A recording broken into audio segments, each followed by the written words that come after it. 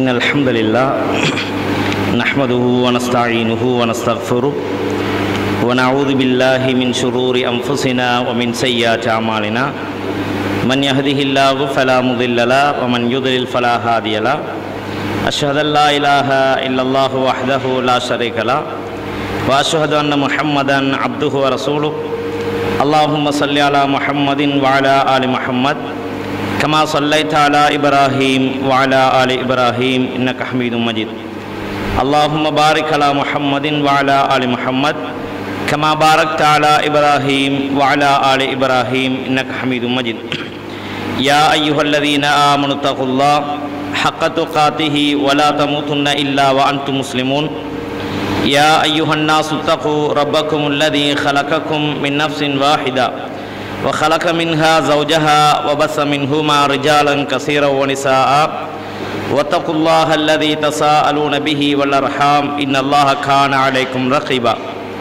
يا أيها الذين آمنوا اتقوا الله وقولوا قولا سديدا يصلح لكم أعمالكم ويغفر لكم ذنوبكم ومن يطع الله ورسوله فقد فاز فوزا عظيما أما بعد فإن أصدق الحديث كتاب الله وخير الهدي هدي محمد صلى الله عليه وسلم وشر الأمور محدثاتها وكل محدثة بدعة وكل بدعة ضلالة وكل ضلالة في النار. புகழ் அனைத்தும் அல்லாஹ்வுக்கே உரியது. ஸலவாத்தும் சலாமும் நபிகளார் ஸல்லல்லாஹு அலைஹி வஸல்லம் அவர்கள் மீதும் அவர்களுடைய குடும்பத்தார்கள் தோழர்கள் முஸ்லிம்கள் அனைவர்கள் மீதும் அல்லாஹுவினுடைய கருணையும் ஸலவாத்தும் என்றென்றும் உண்டாவதாக. பேச்சுகளில் சிறந்தது அல்லாஹு தாலாவினுடைய அல் குர்ஆன் என்றும், வழிகாட்டல்களில் சிறந்தது நபிகளார் ஸல்லல்லாஹு அலைஹி வஸல்லம் அவர்கள் காண்பித்த நேர்வழி என்றும், காரியங்களில் மிக மோசமானது மனிதன் தன்னுடைய கற்பனையில் உருவாக்கி கொள்ளும் காரியங்கள் என்றும், மனிதனாக உருவாக்கி கொள்ளுகின்ற அனைத்து காரியங்களும் அனைத்து சடங்கு சம்பிரதாயங்களும் வழிகேடுகள் என்றும், வழிகேடுகள் அனைத்தும் மனிதனை நரகிற்கு இட்டு சென்றுவிடும் என்று நபிகளார் ஸல்லல்லாஹு அலைஹி வஸல்லம் அவர்கள் தன்னுடைய ஒவ்வொரு உரையின் ஆரம்பத்திலே சொல்லுகின்ற செய்தியை உங்களுக்கும் ஞாபகப்படுத்தியவனாக, அன்பார்ந்த இஸ்லாமிய சகோதரர்களே சகோதரிகளே, இந்த நிகழ்விலே நவீன மீடியாக்களும் இன்றைய முஸ்லிம்களும் என்ற தலைப்பிலே உங்களுக்கு முன்னால் உரை நடத்துவதற்காக நான் பணிக்கப்பட்டேன். அன்புக்குரிய சகோதரர்களே சகோதரிகளே, மீடியாக்கள் என்பது மனிதனுடைய வாழ்க்கையிலே ஒரு இன்றியமையாத ஒன்று என்பது நாங்கள் ஒவ்வொருவரும் அறிந்து வைத்த உண்மையாகும். அந்த மீடியாக்கள் சமூகத்திலே பல நலவுகளை கொண்டு வருகிறது. ஒரு சமூகத்தினுடைய சீரான வாழ்க்கையை எடுத்து சொல்லக்கூடியதாக அல்லது சிறந்த அறிவாற்றல்களை ஒழுக்க நெறிகளை எடுத்து சொல்லுவதற்கு பொருத்தமான தேவையான ஒன்றாகவும் இந்த மீடியா இருப்பதை நாங்கள் பார்க்கிறோம். இந்த மீடியா என்பது ஒவ்வொரு மனிதனுடைய உள்ளத்தில் எழும்புகின்ற நல்ல சிந்தனைகளை, நல்ல கருத்துக்களை, என்ன கருக்களை மற்றவர்களிடத்தில் எடுத்து சொல்லுவதற்கும் தேவையான ஒரு அம்சம்தான் என்பது நாம் அனைவரும் அறிந்த உண்மையாகும். இந்த மீடியாக்கள் ஒவ்வொரு சமூகத்திடமும் இருக்க வேண்டும். தங்களுடைய கருத்துக்களை அவர்கள் அதன் மூலம் எடுத்து சொல்ல வேண்டும். தங்களுடைய மார்க்கத்தின் உண்மை நிலைப்பாடுகளை மற்றவர்களுக்கு சொல்ல வேண்டும். இப்படியான முறையிலே இந்த நல்ல வழிகளிலே பயன்படுத்துவதற்கு ஒரு இன்றியமையாத ஒரு முக்கியமான ஒரு அவசியமான ஒன்றுதான் மீடியா என்பது. ஆனால் இன்று நம்முடைய சமூகத்திலே அந்த மீடியாக்கள் தருகின்ற நிலைப்பாடு என்ன? நம்முடைய முஸ்லிம் சமூகத்திடத்திலே அது எந்த அளவுக்கு தாக்கத்தை ஏற்படுத்துகிறது? அதனால் நம்முடைய சமூகத்திலே பலன் இருக்கிறதா அல்லது அதனால் தீமைகள் இருக்கின்றதா என்று பார்க்கின்ற பொழுது உண்மையிலே அதனை நன்மையாக பயன்படுத்துவதற்கு பதிலாக அதன் மூலம் நல்ல கருத்துக்களை எடுத்து சொல்லுவதற்கு பயன்படுத்துவதற்கு மாற்றமாக அந்த கருவிகளை அந்த சாதனங்களை நம்முடைய சமூகம் வழிகேட்டின் பக்கம் எடுத்து செல்வதை நாங்கள் பார்க்கிறோம்.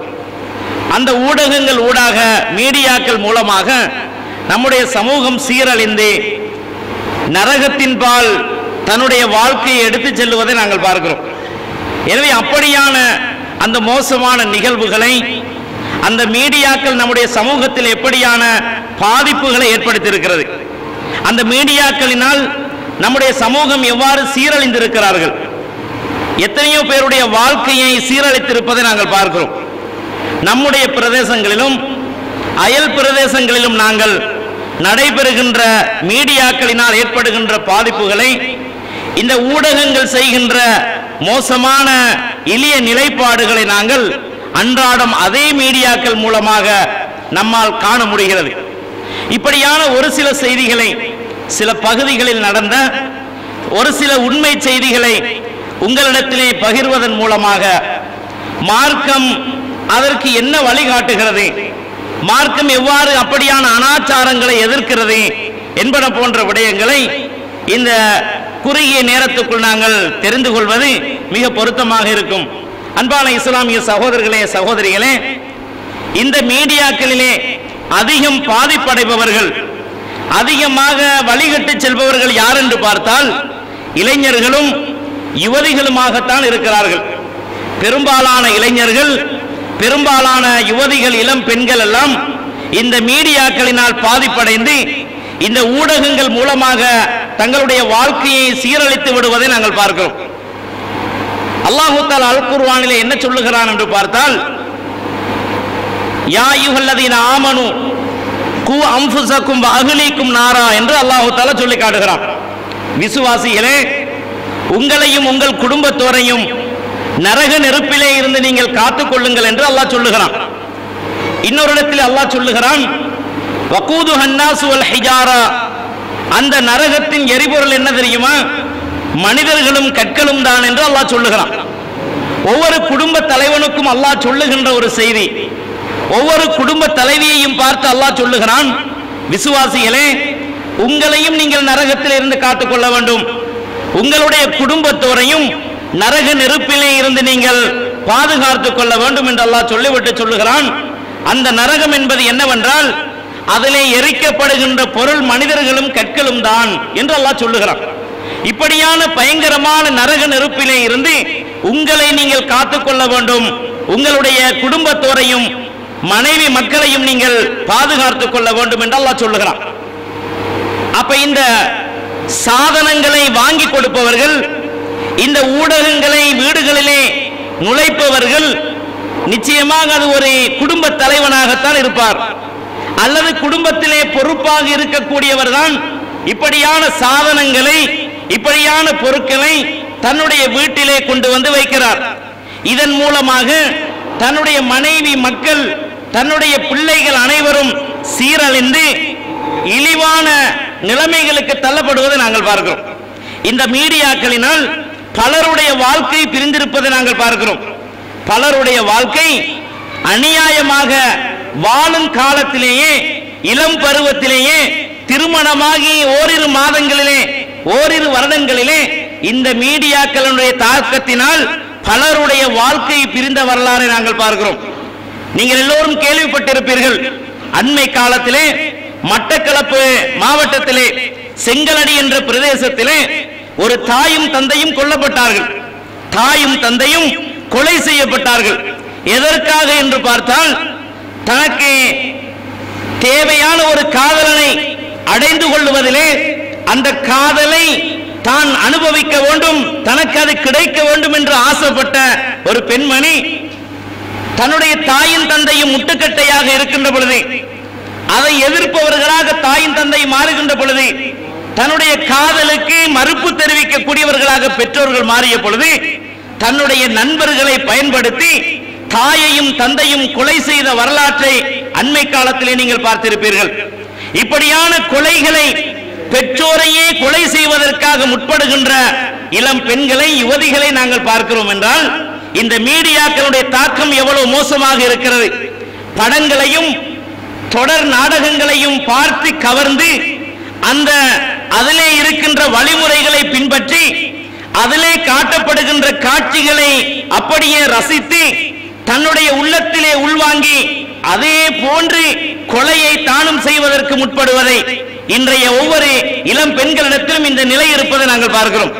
இதே போன்றுதான் திருகோணமலை மாவட்டத்திலே புல்மோட்டை என்ற பிரதேசத்திலும் இதே போன்ற பெற்றோர் கொல்லப்பட்ட ஒரு வரலாறையும் நீங்கள் அண்மை காலத்திலே கண்டிருப்பீர்கள். இதுவெல்லாம் ஏன் நடக்கிறது? பெற்றோர்களை கொலை செய்யும் அளவுக்கு இளம் பெண் முன்னுக்கு வருகிறாள் என்றால், ஒரு தன்னுடைய வீட்டிலே பல காலமாக பெற்றெடுத்து தன்னுடைய கையினால் கழிவுகளை எல்லாம் அகற்றி அந்த குழந்தையை பெற்றெடுப்பதிலே ஒரு தாய் எவ்வளவு பாடுபடுகிறாள் என்று சிந்தித்து பாருங்கள். 10 மாதம் வயிற்றிலே சுமந்து அந்த பிள்ளையை பெற்றெடுப்பதற்காக, நோய் நொடி இல்லாமல் அந்த குழந்தையை பெற்றெடுக்க வேண்டும் என்பதற்காக ஒரு தாய் படுகின்ற கஷ்டத்தை எண்ணி பாருங்களேன். எவ்வளவு கஷ்டப்படுகிறாள் தாய். அந்த பிள்ளையை வயிற்றிலே சுமந்த நாளிலே இருந்து ருசியான உணவுகளை உண்ணுவதில்லை, பத்தியம் காற்பதிலே அந்த குழந்தை ஆரோக்கியமாக பெற்றெடுக்க வேண்டும், பிள்ளை ஆரோக்கியமாக பெற வேண்டும், அந்த குழந்தையின் ஆரோக்கியம் நன்றாக இருக்க வேண்டும் என்பதற்காக தாய் என்ன செய்கிறாள்? வயிற்றிலே சுமக்கின்ற 10 மாதமும் அந்த குழந்தைக்காகவே உறக்கம் விழித்து பல கஷ்டங்களை அனுபவித்து சுவையான உணவுகளை எல்லாம் அகட்டி வைத்து தூரமாக்கி எவ்வளவோ கஷ்டப்பட்டு இறுதி நேரத்திலே குழந்தையை பெற்றெடுக்கின்ற வேளையிலே அவள் படுகின்ற பாடு அதோ கதியாக இருப்பதை நாங்கள் பார்க்கிறோம். மரணமா வாழ்வா என்ற ஒரு கட்டத்தை அனுபவித்த அந்த பெண் குழந்தையை பெற்றெடுக்கிறாள். அந்த குழந்தைகள் இப்படி பல உயிரையே பணயம் வைத்து பெற்றெடுத்த அந்த பிள்ளைகளை வளர்ப்பதிலே, அந்த குழந்தைகளுக்கு வழிகாட்டுவதிலே, அந்த குழந்தைகளுடைய எதிர்காலத்தை பற்றி சிந்திப்பதிலே பெற்றோர்கள் அக்கறை இல்லாமல் போய்விட்ட காரணத்தினால் அந்த குழந்தைகள் தொடர் நாடகங்களையும் ஆபாசமான காட்சிகளையும் திரைப்படங்களையும் பார்த்து அந்த குழந்தைகள் வீணாகி சிந்தனைகள் எல்லாம் சிதறடித்து மோசமான அந்த எளிய நிலைக்கு அந்த குழந்தைகள் தள்ளப்பட்டு பெற்றோரையே கொலை செய்யும் அளவுக்கு அந்த பிள்ளைகள் துணிகிறார்கள் என்றால், அந்த பிள்ளைக்கு வழிகாட்டிய பெற்றோர்களுடைய நிலைமைதான் என்ன என்று சிந்தித்து பாருங்கள். அன்பு சகோதரர்களே, அன்று மட்டக்களப்பு மாவட்டத்திலே நடந்த செய்தி, அந்த நடந்த கொலை சம்பவம், அதே போன்று புல்மோட்டை பிரதேசத்திலே நடந்த அந்த கொலை சம்பவம் நம்முடைய வீட்டிலே நடக்க மாட்டாது என்பதற்கு என்ன உத்தரவாதம்? நம்முடைய இந்த பிரதேசத்தில் அது நடக்க மாட்டாது என்பதற்கு என்ன உத்தரவாதம் இருக்கிறது? நம்முடைய இளைஞர்கள் அதை செய்ய மாட்டார்கள் என்பதற்கு நம்மிடத்தில் என்ன உத்தரவாதம் இருக்கிறது? சிந்தித்து பாருங்கள். அந்த கொலையை செய்த அந்த பிள்ளைகள், அந்த கொலையை செய்த அந்த யுவதி, அந்த இளைஞன் எந்த திரைப்படத்தை பார்த்து இந்த நிலைக்கு வந்தானோ, எந்த திரைப்படத்தை பார்த்து அந்த இளம் யுவதி இந்த ஒரு மோசமான செயலை செய்வதற்கு துணிந்தாலோ, அதே மோசமான காட்சியை பார்க்கின்ற நம்முடைய இளைஞர்கள், நம்முடைய பிள்ளைகள், நம்முடைய வீட்டிலே வளர்க்கப்படுகின்ற அந்த யுவதிகள் இந்த நிலைமைக்கு வரமாட்டார்கள் என்பதற்கு என்ன உத்தரவாதம் நம்மிடத்தில் இருக்கிறது? சிந்தித்து பாருங்கள்.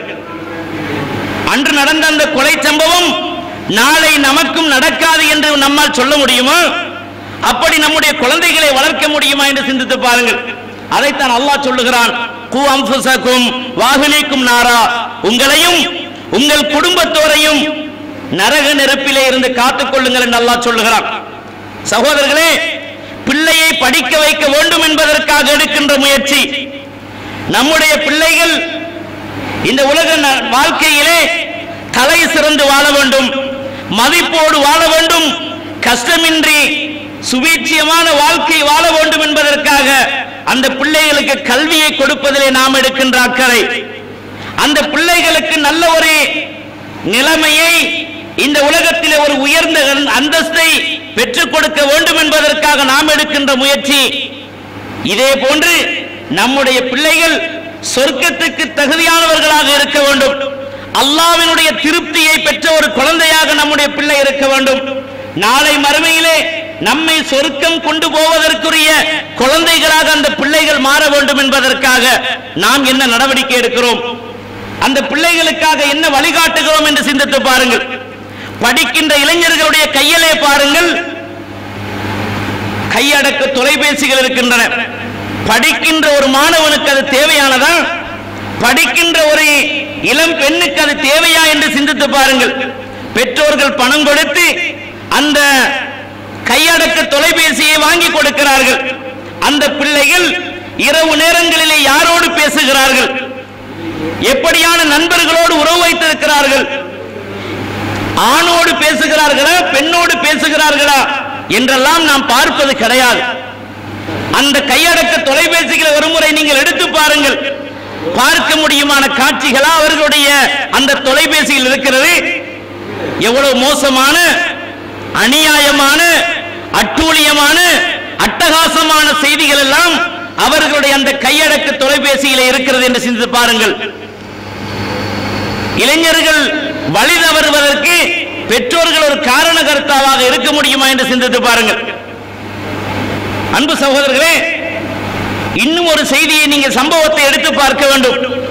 கெக்கிராவை என்ற பிரதேசத்திலே ஒரு 3 வருடங்களுக்கு முன்னால் ஒரு சிறிய குழந்தை, தவளும் கை குழந்தை, அழுக்கு வடிந்து செல்லும் ஊத்தக்கானிலே விழுந்து மரணித்த சம்பவம் கேள்விப்பட்டிருப்பீர்கள் என்று நினைக்கிறேன். என்ன நடந்தது தெரியுமா?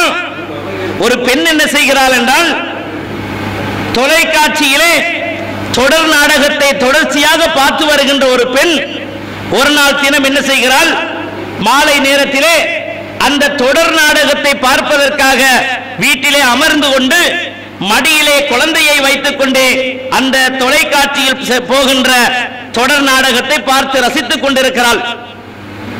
அந்த நாடகத்திலே கவரப்பட்ட இந்த தாய், அந்த நாடகத்திலே செல்லுகின்ற பொய்யான இட்டு கட்டப்பட்ட அந்த சம்பவத்திலே கவரப்பட்ட இந்த தாய் அதிலே கவரப்பட்டு தன்னுடைய சிந்தனைகள் அத்தனையும் அதிலே செலுத்தி தன்னுடைய மடியிலே இருந்த குழந்தை இறங்கி கீழே தவழ்ந்து சென்றதை அந்த பெண்ணால் உணர முடியவில்லை. என்ன நடந்தது? இறுதியிலே அந்த குழந்தை நடந்து வந்து தலைவாசலினால் வீதி பக்கம் இறங்கி காணிலே விழுந்து மரணித்து விட்டது. அந்த வீதி வழியாக வந்த ஒருவர் சொல்லித்தான் அந்த பெண்ணுக்கு, அந்த தாய்க்கு தன்னுடைய குழந்தை மரணித்து விட்டது என்ற செய்தி தெரிகிறது என்றால் இந்த மீடியாக்கள் எவ்வளவு மோசமாக நம்முடைய சமூகத்திலே தாக்கத்தை ஏற்படுத்துகிறது என்று சிந்தித்து பாருங்கள். எவ்வளவு மோசமான ஒரு நிலையை நம்மிடத்தில் ஏற்படுத்தி இருக்கிறது என்று சிந்தித்து பாருங்கள். தன்னுடைய மடியிலே இருக்கும் ஒரு குழந்தையை ஒரு தாயால் மறக்க முடியுமா? உலகத்திலே பாசத்தின் உறவிடம் தாய்தான் என்று சொல்லுவோம். ஒரு குழந்தைக்கு முதல் ஆசிரியர் யார் என்று கேட்டால், ஒரு குழந்தைக்கு முதலாக கல்வியை கொடுப்பது யார் என்று கேட்டால் ஒரு தாய் தான். தன்னுடைய மடியிலே வைத்து பால் கொடுக்கிறாள் என்றால் இரக்கத்தோடு, அன்போடு, பாசத்தோடு அந்த குழந்தையை அரவணைத்து அவள் பால் கொடுத்து முத்தம் கொடுப்பது இது ஒரு தாயுடைய பண்பாடு. இது முஸ்லிம்கள் மாத்திரமல்ல, உலகத்தில் இருக்கின்ற எல்லா தாய்மார்களும் குழந்தை மேல் அவ்வளவு பாசத்தை கொட்டி விடுவார்கள். அப்படியான ஒரு தாய் தன்னுடைய மடியிலே இருக்கும் குழந்தையை மறந்து தொலைக்காட்சியிலே ஆபாசமான காட்சியை பொய்யாக சித்தரித்து செய்யப்படுகின்ற அந்த நாடகத்தை பார்த்து கவர்ந்து தன் குழந்தையை மரணிப்பதற்கு தானே ஒரு காரணமாக அமைகிறாள் என்றால் மறுமையிலே என்ன பதிலை சொல்ல முடியும்? வைதல் மௌஊதத்து சுயிலத், அல்லாஹ் தஆலா அல் குர்ஆனிலே சொல்லுகிறான், நபிகளாருடைய காலத்துக்கு முன்பு இருந்த ஜாஹிலியா கால மக்கள் பெண் குழந்தைகளை உயிரோடு புதைத்தார்களா இல்லையா? பெண் குழந்தைகள் இருந்தால் வறுமை ஏற்பட்டுவிடும், தன்னுடைய வாழ்க்கையில் கஷ்டம் ஏற்பட்டுவிடும் என்று பயந்து வறுமை வரக்கூடாது என்று அஞ்சி பெண் குழந்தைகளை அவர்கள் கொலை செய்தார்கள். அன்பு சகோதரர்களே, நம்முடைய தாய்மார்கள் அல்லது சிலர் தன்னுடைய குழந்தையை எதற்காக கொலை செய்கிறார்கள், எப்படி கை நழுவ விடுகிறார்கள் என்றால், பொய்யான தொலைக்காட்சி முன்னால் இருந்து தன்னுடைய குழந்தையின் உயிர் பிரிவதற்கு ஒரு காரணகர்த்தாவாக இந்த பெண் இருப்பாளாக இருந்தால், அல்லது இந்த தொலைக்காட்சி தான் அது அப்படியான ஒரு நிலைமைக்கு ஆளாகுமாக இருந்தால், அன்பு சகோதரர்களே, அந்த தாயும் பதில் சொல்ல வேண்டும் மறுமையிலே. அதை வாங்கி கொடுத்த அந்த குடும்ப பொறுப்பாளனும் அதற்கு பதில் சொல்ல வேண்டுமா இல்லையா? சிந்தனை செய்து பாருங்கள். அதே போன்று அனுராதபுரம் மாவட்டத்திலே ஒரு முஸ்லிம் வீட்டிலே நடந்த ஒரு செய்தியை பாருங்கள். கணவன் வீட்டுக்கு வேலை தொழிலுக்காக சென்றுவிட்டு வேலை முடிந்து கணவன் வீட்டுக்கு வருகிறான். கஷ்டத்தோடு தன் குடும்பத்துக்காக உழைத்து கஷ்டத்தோடு வீடு திரும்புகிறான். வீட்டுக்கு வந்து ஒரு ஆறுதல் எடுக்க வேண்டும், ஓய்வெடுக்க வேண்டும். மனைவியுடைய கையினால் மதுரமான நீர் அருந்த வேண்டும், உணவு சாப்பிட வேண்டும். மனைவி சுவையான உணவை சமைத்து வைத்திருப்பால், சாப்பிட்டு விட்டு சற்று ஓய்வெடுத்துக் கொள்ளலாம் என்று கணவன் வீடு திரும்புகிறான். வீட்டுக்கு வந்து பார்த்த கணவன், கதவு மூடப்பட்டிருக்கிறது, வீட்டிலே யாரும் இல்லை. அக்கம் பக்கமாக தேடுகிறான், மனைவியை காணவில்லை. ஆத்திரம் கொண்ட கணவன் என்ன செய்தான் தெரியுமா? வீட்டிலே இருந்த அலுமாரிகளை எல்லாம் இழுத்து உள்ளே இருந்த பொருட்களை எல்லாம் அடித்து நொறுக்குகிறான். ஆத்திரத்தோடு இந்த வேலையை செய்கின்ற பொழுது மனைவி வீட்டிலே வந்து பார்க்கிறாள். கணவன் பொருட்களை எல்லாம் உடைத்து சிதறடிக்க வைத்திருக்கிறான். மனைவி வந்து கேட்கிறாள். ஆத்திரம் கொண்ட கணவனுக்கும் மனைவிக்கும் இடையிலே பிரச்சனை ஏற்படுகிறது, அடிதடிகள் ஏற்படுகிறது. என்ன நடந்தது தெரியுமா? கணவனுடைய வருகை அவளுக்கு முக்கியமில்லை. பக்கத்து வீட்டிலே சென்று தொலைக்காட்சியிலே தொடர் நாடகத்தை பார்த்து கவர்ந்த இந்த பெண் கணவனை மதிக்கவில்லை. கணவன் கஷ்டப்பட்டு வருவான் என்று சிந்திக்கவில்லை. தனக்காக உணவு தேடுவதற்காக, தனக்கு உடை தருவதற்காக வேலையிலே அயராது உழைக்கின்ற கணவனை பற்றி அவள் சிந்திக்கவில்லை. அவளுடைய உள்ளத்திலே இருந்தது என்னவென்றால், அந்த தொலைக்காட்சியை பார்க்க வேண்டும், அதிலே செல்லுகின்ற அந்த காட்சிகளை கண்டு ரசிக்க வேண்டும். என்ன நடக்கிறது தெரியுமா? தொலைக்காட்சியிலே திட்டமிட்டு இந்த சமூகத்தை வழிகெடுக்க வேண்டும் என்று, அதுவும் குறிப்பாக முஸ்லிம் சமூகத்தை வழிகெடுப்பது போன்றே ஒவ்வொரு தொழுகையினுடைய நேரத்திலும் அந்த காட்சி நடக்கிறது. தொழுகை நேரத்தை எடுத்து பாருங்கள், அதாவது டிவியிலே போகின்ற காட்சிகளையும் நம்முடைய முஸ்லிம் சமூகத்தில் இருக்கின்ற தொழுகையையும் சிந்தித்து பாருங்கள். அதே நேரத்திலே நடக்கிறது. ஜும்மா தொழுகை முடிந்தால் அந்த நேரத்தில் அந்த அனாச்சாரம் நடக்கிறது.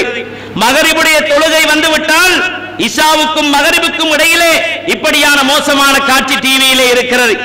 வெள்ளிக்கிழமை இரவுகளிலே இப்படியான ஆபாசமான காட்சிகள் அந்த தொலைக்காட்சியிலே செல்லுகிறது.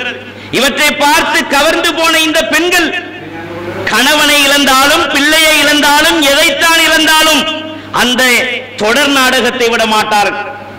இன்றைய தினம் அந்த தொடர் நாடகத்தை பார்ப்பார்கள். அதிலே ஒரு நாடகத்தை போடுவான். அந்த நாடகத்தில் என்ன நடக்கும் தெரியுமா? கதாநாயகனுக்கும் கதாநாயகிக்கும் இடையிலே ஒரு சண்டை, ஒரு பிரச்சனை ஏற்படும். மனைவி விஷத்தை அருந்துவதற்காக கையிலே போத்தலை எடுப்பால், மூடியை கலட்டுகின்ற நேரத்திலே அப்படியே நிறுத்தி விடுவான். இதை பார்த்தவர்கள், மூடியை கலட்டினாலே குடித்தாளா, செத்தாளா, என்ன நடந்தது? அடுத்த நாள் அதே நேரம் வரும் வரைக்கும் விடிய விடிய இதே சிந்தனையிலே நம்முடைய தாய்மார்கள் இருக்கிறார்கள், நம்முடைய இளைஞர்கள் அதே சிந்தனையில் இருக்கிறார்கள். ஏன்? வயது முதிர்ந்து நரை வந்து தலையிலே குந்தி மௌத்தை எச்சரித்துக் கொண்டிருக்கிறது. உட்கார முடியாமல் தவித்துக் கொண்டிருக்கிறான். நோயிலே பாதிக்கப்பட்டு நாளையா மறுநாளா மௌத்து வரும் என்று சிந்தித்துக் கொண்டிருக்கின்ற கிளப்பருவத்தை அடைந்த வயோதிபர்கள் கூட கண்ணாடியையும் போட்டுக்கொண்டே அந்த தொலைக்காட்சியை தவற விட மாட்டார்கள். இப்படியான மோசமான இந்த ஊடகங்கள், இந்த திரைப்படங்கள், இந்த தொடர் நாடகங்கள் என்ன செய்தது? அனுராதபுரத்திலே அவர்களுடைய வாழ்க்கையை பிரித்து விட்டது.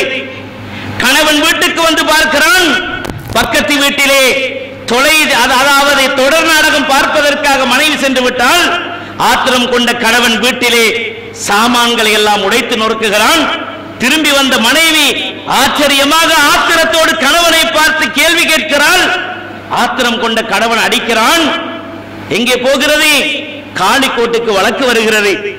விசாரணையிலே இருவரும் தலாக்கு சொல்லப்படுகிறார்கள். சகோதரர்களே, இது தலாக்கு சொல்லுவதற்கு ஒரு காரணமா? இது தலாக்கு சொல்லுவதற்குரிய காரணமா என்று சிந்தித்து பாருங்கள். நபிகளார் ஸல்லல்லாஹு அலைஹி வஸல்லம் சொன்னார்கள், அல்லாஹ் தஆலா அனுமதித்த விடயங்களிலே அல்லாஹ்வுக்கு மிக வெறுப்பான ஒரு காரியம் தலாக்கு தான் என்று சொன்னார்கள். அல்லாஹ் அனுமதித்த விடயங்களிலே அல்லாஹ் விரும்பாத, அல்லாஹ்வுக்கு வெறுப்பான ஒரு காரியம் இருக்கிறது என்றால் அது தலாக்கு தான் என்று சொன்னார்கள். அதே போன்று இன்னும் சொன்னார்கள், உரிய காரணம் இல்லாமல், தகுந்த காரணம் இல்லாமல் தலாக்கை எதிர்பார்க்கும் ஒரு பெண் மறுமையிலே சுவனத்தின் வாசனையை கூட நுகர மாட்டாள் என்று ஸல்லல்லாஹு அலைஹி வஸல்லம் அவர்கள் சொன்னார்கள். அப்படியான பயங்கரமான அந்த எச்சரிக்கையை இந்த தொலைத்தொடர்பு, அதாவது சாதனங்கள் அல்லது இந்த மீடியாக்கள் நம்முடைய வாழ்க்கையிலே இடம் பிடித்து அந்த மோசமான செயல்களை எல்லாம் செய்விக்கிறது என்றால் சிந்தித்து பாருங்கள். இது நம்முடைய சமூகத்தில் களையப்பட வேண்டுமா இல்லையா? நம்முடைய சமூகத்திலே இருந்து இது அகற்றப்பட வேண்டுமா இல்லையா? ஒரு முஸ்லிமுடைய தொழுகையை கெடுக்கிறது, ஒரு முஸ்லிமுடைய சிந்தனையை கெடுக்கிறது, ஒரு முஸ்லிமுடைய குடும்ப வாழ்க்கையை கெடுக்கிறது. அல்லாஹ் விரும்பாத, வெறுக்கின்ற தலாக்கின் பக்கம் கொண்டு சேர்க்கிறது. குழந்தைகளை அநியாயமாக உயிர் சேதம் செய்வதன் பக்கம் இந்த தொலைக்காட்சிகள், இந்த தொடர் நாடகங்கள் நம்மை கொண்டு சேர்க்கிறதா இல்லையா? சிந்தித்து பாருங்கள் சகோதரர்களே. அது மாத்திரமா நடக்கிறது? கையடக்க தொலைபேசிகளினால் ஏற்படுகின்ற பாதகங்களை சிந்தித்து பாருங்கள். மாற்று மத சகோதரர்களோடு நம்முடைய இளம் யுவதிகள் ஓடிவிடுகிறார்களா இல்லையா? எத்தனை பேருடைய வரலாற்றை படிக்கிறோம், தினமும் தினமும் பத்திரிகைகளிலே கேள்விப்படுகிறோமா இல்லையா? ஜைனப் என்ற ஒரு பெண்ணு, ஃபாத்திமா என்ற ஒரு பெண்ணு அப்புஹாமி என்பவனோடு ஓடிவிட்டாள் என்று கேள்விப்படுகிறோமா இல்லையா? மாற்று மத சகோதரனோடு ஓடிவிட்டாள் என்று பார்க்கிறோமா இல்லையா? இதற்கான காரணங்கள் என்ன? திருகோணமலை மாவட்டத்திலே, என்னுடைய பிரதேசத்தை தான் அதிகமாக சொல்ல முடியும், திருகோணமலை மாவட்டத்திலே உப்புவளி என்ற பிரதேசம் என்று நினைக்கிறேன், அந்த பகுதியிலே 4 இளம் பெண்கள் ஓயல் எழுதி கொண்டிருக்கக்கூடிய அந்த பிள்ளைகள் எக்ஸாம் முடிந்ததற்கு பின்னர் விடுமுறை காலத்திலே அவள் வீட்டிலே இருக்கின்ற பொழுது என்ன நடக்கிறது? வீதி செய்து கொண்டிருந்த 4 சிங்கள சகோதரர்களோடு அந்த 4 முஸ்லிம் இளம் பிள்ளைகளும் அவர்களோடு செட்டாகி போனிலே இந்த தொலைபேசி ஊடாக கதைத்து பழகி அவர்களோடு சேர்ந்து வாகனத்திலே கந்தலாயிலே ரெஸ்ட் ஹவுஸிலே வந்து தங்கி இருந்தார்கள். சகோதரர்களே, திருவியில் ஓட்டக்கூடிய சில சகோதரர்கள் அதை கண்டு உரியவர்களிடத்திலே பிடித்து ஒப்படைத்து அந்த 4 பெண் குழந்தைகளை, அந்த பெண் பிள்ளைகளையும் கொண்டு வந்து விசாரணை நடத்தி, எதற்காக வந்தீர்கள், ஏன் வந்தீர்கள் என்று கேட்கின்ற பொழுது அவர்கள் என்ன சொன்னார்கள் தெரியுமா? வீதி வேலை செய்து கொண்டிருந்தார்கள், கண்டி மாநகரை சேர்ந்தவர்கள் என்று சொன்னார்கள். விடுமுறையிலே வீட்டில் தானே இருக்கிறீர்கள், எங்களிடத்திலே வாகனம் இருக்கிறது, வாருங்கள், கண்டி மாநகரை உங்களுக்கு சுற்றி காட்டுகிறோம் என்று கூட்டி வந்தார்கள், அழைத்து வந்தார்கள் என்று அந்த 4 பிள்ளைகளும் சொல்லி இருக்கிறார்கள். இவர்களை எடுத்துக்கொண்டு உரிய இடத்துக்கு கொண்டு சென்று தாய்மார்களை அழைத்து உங்களுடைய பிள்ளைகள் எங்கே என்று கேட்கின்ற பொழுது பக்கத்து வீட்டுக்கு போயிருக்கிறார்கள் என்று சொன்னார்களாம். சகோதரர்களை பாருங்கள், எவ்வளவு மோசமான காட்சி. பின்னர் இவர்கள் முறையாக புத்திமதிகளை சொல்லி தாய்மார்களிடத்தில் ஒப்படைத்து விட்டு வந்திருக்கிறார்கள்.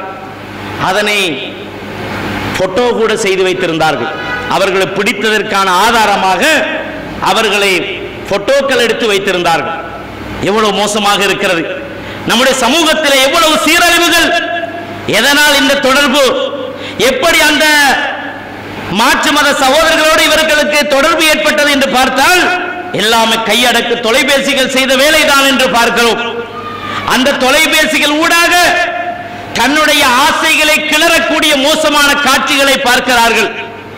ஆபாசமான கணவன் மனைவி மாத்திரம் தெரிந்திருக்கக்கூடிய செய்திகளை சிறு பிள்ளைகள் கூட போன்களிலே பார்க்கின்ற அநியாயம், அட்டூழியம், அனாச்சாரம் என்று நம் சமூகத்திலே மலிந்து விட்டது.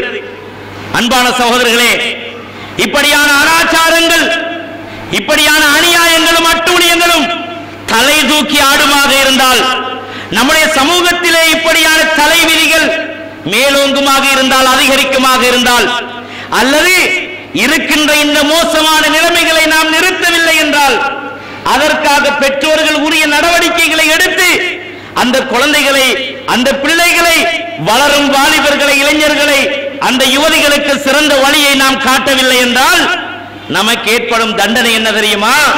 அல்லாஹ் சொல்லி காட்டுகிறான். அம்அமின்தும் மன் ஃபிஸ் ஸமா அய்யுர்சில அலைக்கும் ஹாஸிபா ஃபஸதஅலமூன கைஃப நதீர் என்று அல்லாஹ் சொல்லுகிறான். வானத்தில் இருக்கின்ற அல்லாஹ்வை பற்றி பயம் இல்லாமல் மண்ணிலே அட்டகாசம் செய்கிறீர்களா, அட்டூழியம் செய்கிறீர்களா? அல்லாஹ்வை பற்றி பயம் இல்லாமல் வரம்பு மீறி இந்த பூமியிலே பாவம் செய்கிறீர்களா?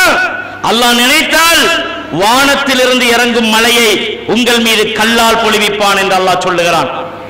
அப்படி ஒரு நாள் அந்த கல்லால் அல்லாஹ் மழையை பொழிவித்து விட்டால் ஃபஸதஅலமூன கைஃப நதீர், அல்லாஹ் எச்சரித்த வேதனை.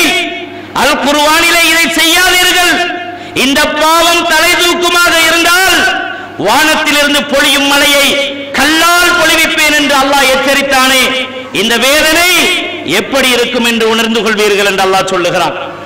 அம்அமின்தும் மன் ஃபிஸ் ஸமா அய்யஹ்ஸிப பிக்குமுல் அர்ல ஃபைதா ஹிய தமூர் என்று அல்லாஹ் சொல்லுகிறான். வானத்தில் இருக்கின்ற அல்லாஹ்வை பற்றி பயம் இல்லாமல் பூமியிலே உங்களுடைய அட்டகாசம் அதிகரிக்குமாக இருந்தால், நீங்கள் செய்கின்ற அநியாயமும் அட்டூழியமும் பாவமான இந்த காரியங்களும் அனாச்சாரங்களும் மேலும் மேலும் அதிகரிக்குமாக இருந்தால் இந்த பூமியை வெடிக்க செய்து அல்லாஹ் உங்களை எல்லாம் உள்ளே இழுத்து விடுவான். வஹிய தமூர், அந்த பூமி எரிமலையாக கொதித்துக் கொண்டிருக்கிறது என்று அல்லாஹ் எச்சரிக்கிறான். சகோதரர்களே, இந்த பாவத்தை நிறுத்தவில்லை என்றால், இந்த அனாச்சாரத்தை நாங்கள் நிறுத்தவில்லை என்றால், இந்த தொலைக்காட்சிகள் பார்ப்பது, ஆபாசமான காட்சிகளை பார்ப்பது, நிர்வாணமான படங்களை பார்ப்பது, குறைபாட்டோடு ஆடை குறையோடு உடுத்து வருகின்ற அந்த காட்சிகளை உங்கள் கண்களால் கண்டு ரசிக்கிறீர்களே, இந்த பாவத்தை நிறுத்தவில்லை என்றால் அல்லாஹ் இந்த தண்டனை அவன் செய்வான் என்று அல்லாஹ் சொல்லுகிறான்.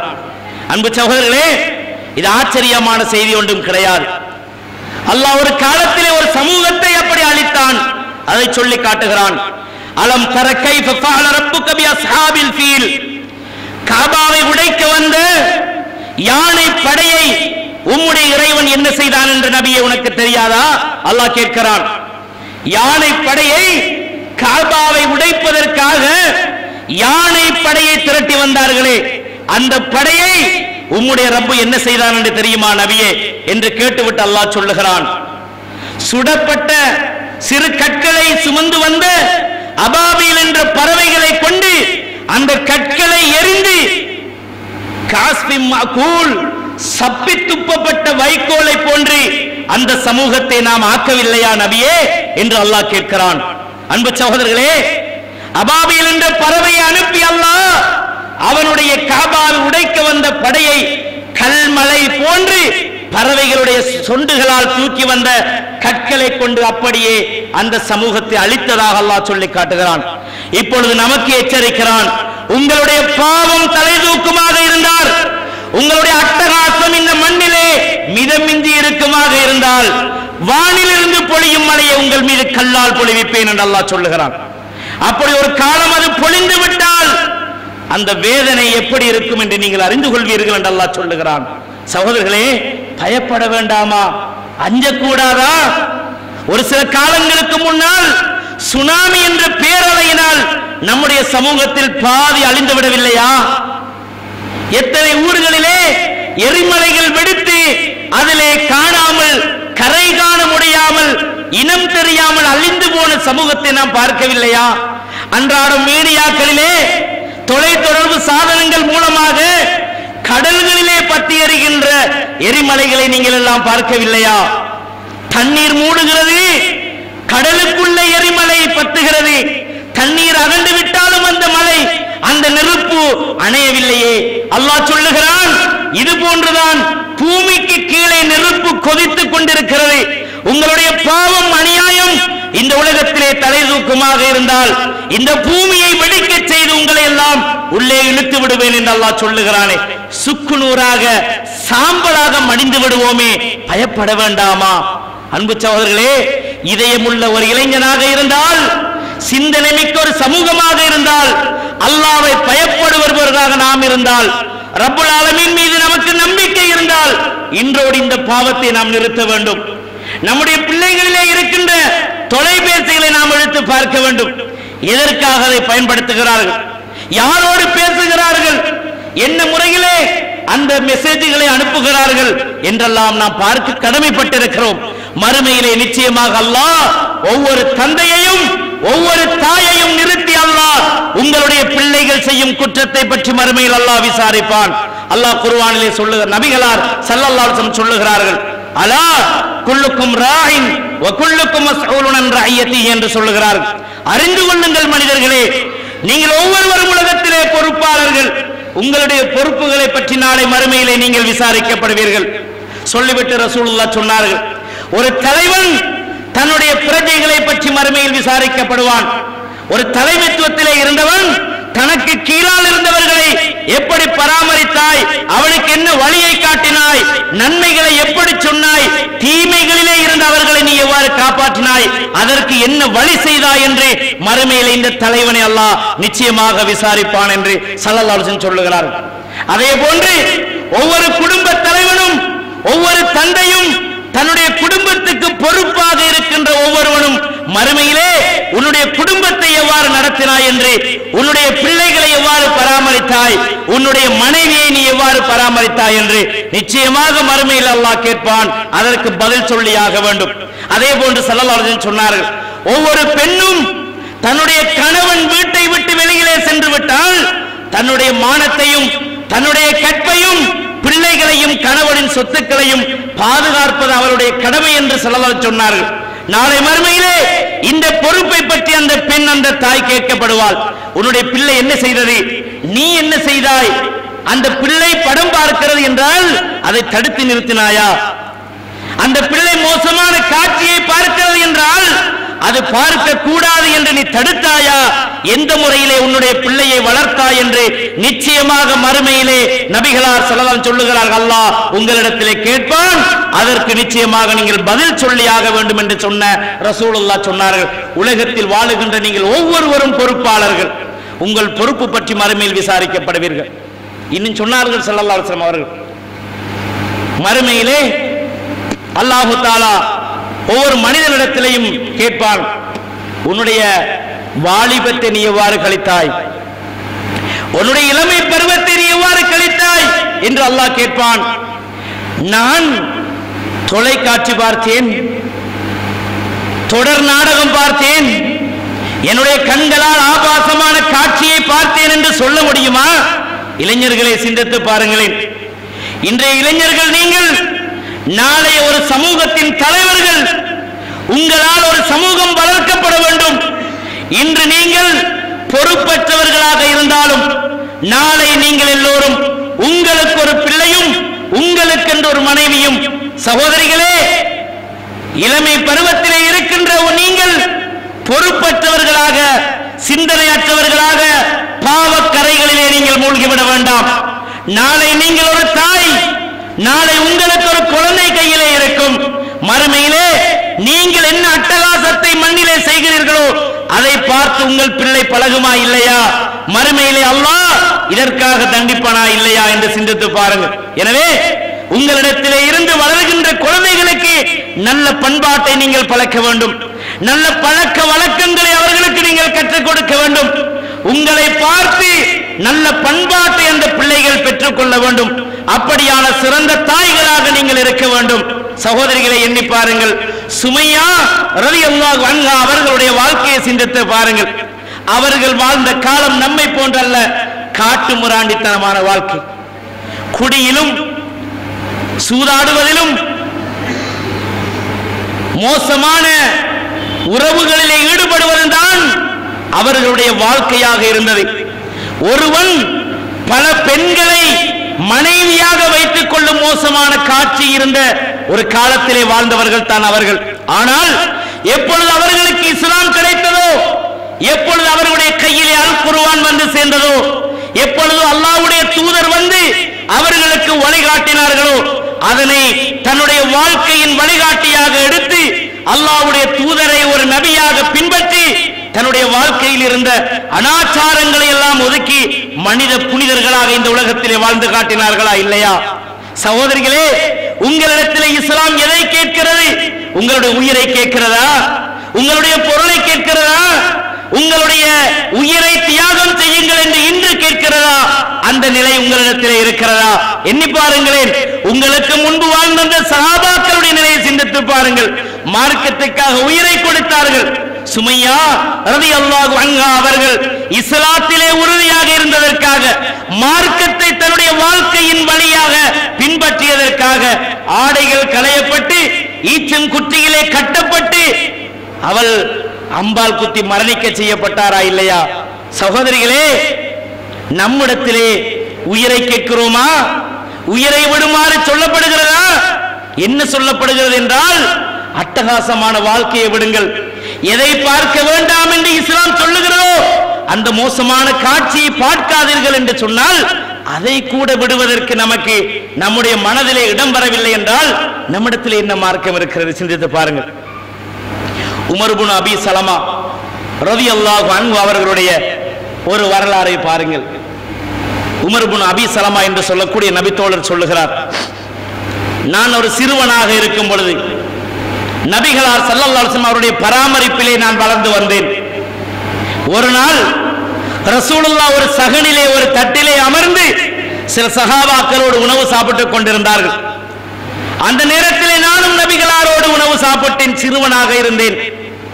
அப்பொழுது ஃபகானத் யதி ததீசு பிஸ்ஸஹபா, என்னுடைய கை உணவு தட்டிலே அங்கும் இங்குமாக அலைந்து கொண்டிருந்தது. அதை பார்த்த ரசூலுல்லாஹ் என்னுடைய கையை பிடித்து நிறுத்திவிட்டு சொன்னார்கள், யா குலாம், சிறுவனே, சம்மில்லா, பிஸ்மில்லா என்று சொல்லி, வகுல் பி யமீனிக், உன்னுடைய வலது கரத்தால் நீ சாப்பிடு, வகுல் மிம்மா யலிக், உனக்கு பக்கத்தில் இருப்பதை நீ சாப்பிட வேண்டும் என்று ரசூலுல்லாஹ் எனக்கு அந்த 3 விடயத்தையும் எனக்கு ரசூலுல்லாஹ் சொல்லி தந்தார்கள்.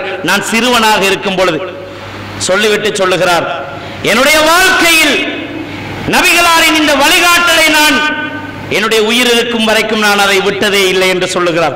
அவர்கள் அல்லவா மூமின்கள், அவர்கள் அல்லவா அல்லாஹ்வை நம்பியவர்கள், அவர்கள் அல்லவா அல்லாஹ்வுடைய தூதரின் போதனை ஏற்றவர்கள். சாதாரண ஒரு விடயத்தை சொன்னார்கள், உயிர் இருக்கும் வரைக்கும் நான் அதற்கு மாற்றம் செய்யவில்லை என்று சொல்லுகிறார். ஆனால் அல்லாஹ் இங்கே என்ன சொல்லுகிறார் என்றால், அட்டகாசம் செய்யாதீர்கள், பாவம் செய்யாதீர்கள், அநியாயம் செய்யாதீர்கள், வானிலிருந்து உங்கள் மீது கல்லால் மொழிய மலையை பொழிவித்து விடுவான் என்று அல்லாஹ் எச்சரிக்கிறான். பயம் வரவில்லை, அச்சம் வரவில்லை.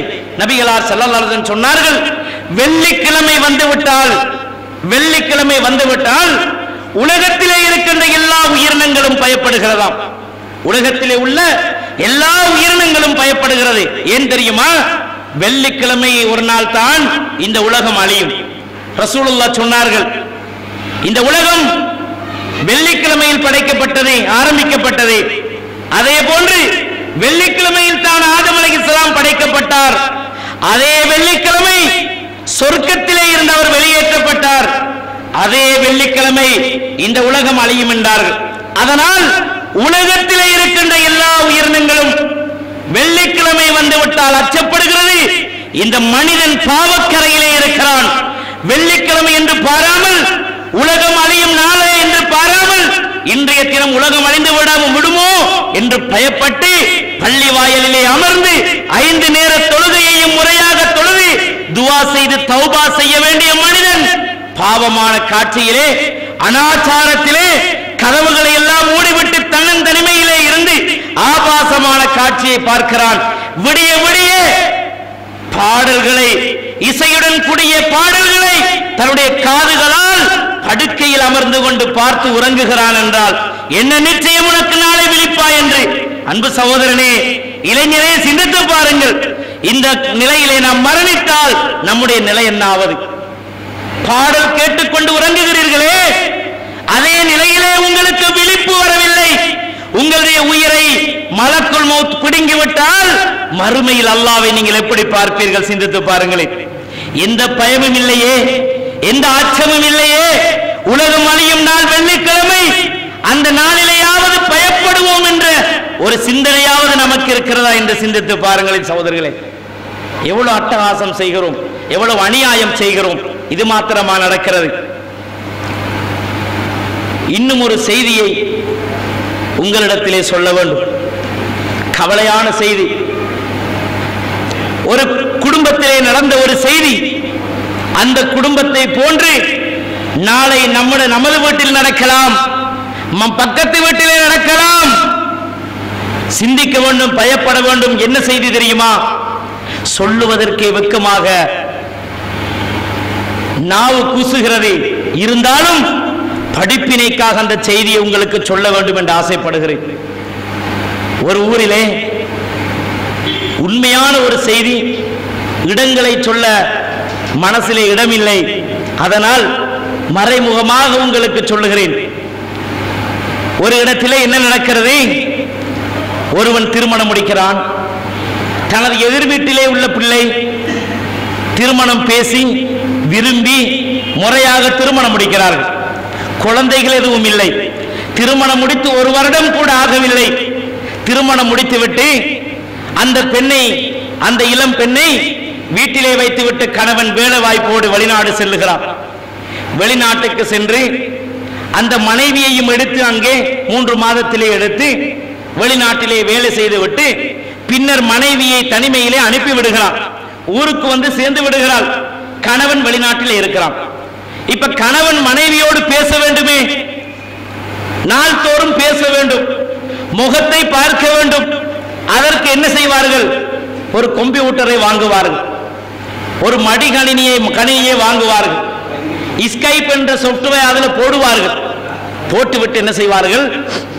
ஒவ்வொரு நாளும் கணவன் வேலை முடிந்து வந்தால் தன்னுடைய அறையிலே இருந்து மனைவியோடு பல மணி நேரம் பேசுவார்களா இல்லையா? இந்த ஸ்கைப் என்கிற சாஃப்ட்வேர் மூலமாக பல மணி நேரம் பேசுவார்கள். நாங்கள் எல்லோரும் அந்த சாதனத்தை நாங்கள் பயன்படுத்துகிறோம். இது நன்மையாக இருக்கிறது. பல விடயங்களை அறிந்து கொள்கிறோம். பல தொலைவிலே இருப்பவர்களோடு முகத்தை பார்த்து பேசுகின்ற மிக பெரும் ஒரு நியமத்தாக அதை நினைக்க வேண்டும். அப்படியான அந்த ஸ்கைப் என்கிற இந்த ஊடகம் என்ன செய்கிறது பாருங்கள். கணவன் என்ன செய்கிறான்? தன்னிடத்திலே கம்ப்யூட்டர் இல்லை, தன்னுடைய நண்பனிடத்திலே பக்கத்து அறையிலே தன்னுடைய நண்பனிடத்திலே இருக்கிறது. ஒரே ஊர் நண்பர்கள் இருவரும், ஒரே ஊரிலே உள்ளவர்கள் இருவரும் பக்கத்து அறையிலே வெளிநாட்டிலே வேலை செய்கிறார்கள். என்ன செய்கிறான்? மனைவிக்கு ஒரு கம்ப்யூட்டரை வாங்கி கொடுக்கிறான். ஸ்கைப் சாஃப்ட்வேர் போட்டுவிட்டு போய்விட்டான்.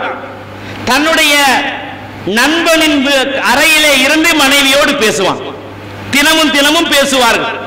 இப்படி பேசுகின்ற ஒரு நிலைப்பாடு தொடர்ச்சியாக அவர்களிடத்திலே இருந்து வந்திருக்கிறது. இதை ஏதோ ஒரு வகையிலே நண்பனும் இவர்களுடைய பேச்சிலே கவரப்பட்டிருக்கிறான். நண்பனை நம்பி இருக்கிறான். நண்பன் ஒரு நாள் என்ன செய்கிறான்? வீட்டுக்கு வருகிறான். இவனுடைய நண்பன் என்ன செய்கிறான்? ஊருக்கு திரும்புகிறான். திரும்புகின்ற நேரத்தில் என்ன செய்கிறான் தெரியுமா? மனைவிக்காக சில பொருட்களையும் கொடுத்து என்னுடைய மனைவியிடத்தில் இதை கொடுத்து விடு என்று அனுப்புகிறான். வந்த அந்த கணவனுடைய நண்பன் ஒரு நாள் வீட்டுக்கு வருகிறான். அந்த பிள்ளையினுடைய வீட்டிலே தாய் தந்தை இருக்கவில்லை. அவர்கள் ஏதோ வெளியிலே சென்று விட்டார்கள். இந்த நேரத்திலே வந்தவுடன் என்ன செய்வார்கள்? யாரும் இல்லாட்டிலும் தூரத்திலிருந்து வந்திருக்கிறாரு, ஏதாவது கொடுக்கணும்னு சிந்திப்பாங்க. கூப்பிட்டு உட்கார வச்சு ஏதோ சிற்றுண்டிகளை கொடுத்திருப்பாள். கொடுத்துட்டு பேசி இருந்திருக்கிறாங்க. கொஞ்ச நேரம் பேசிட்டு இருந்துட்டு அவர் போயிட்டாரு. என்ன நடந்துக்கு தெரியுமா? இவர் வெளிநாட்டுக்கு போயிட்டு இப்ப இந்த கணவன் வந்து வளமையா பேசுற மாதிரி இவர் அறையில இருந்து பேசுவாரா?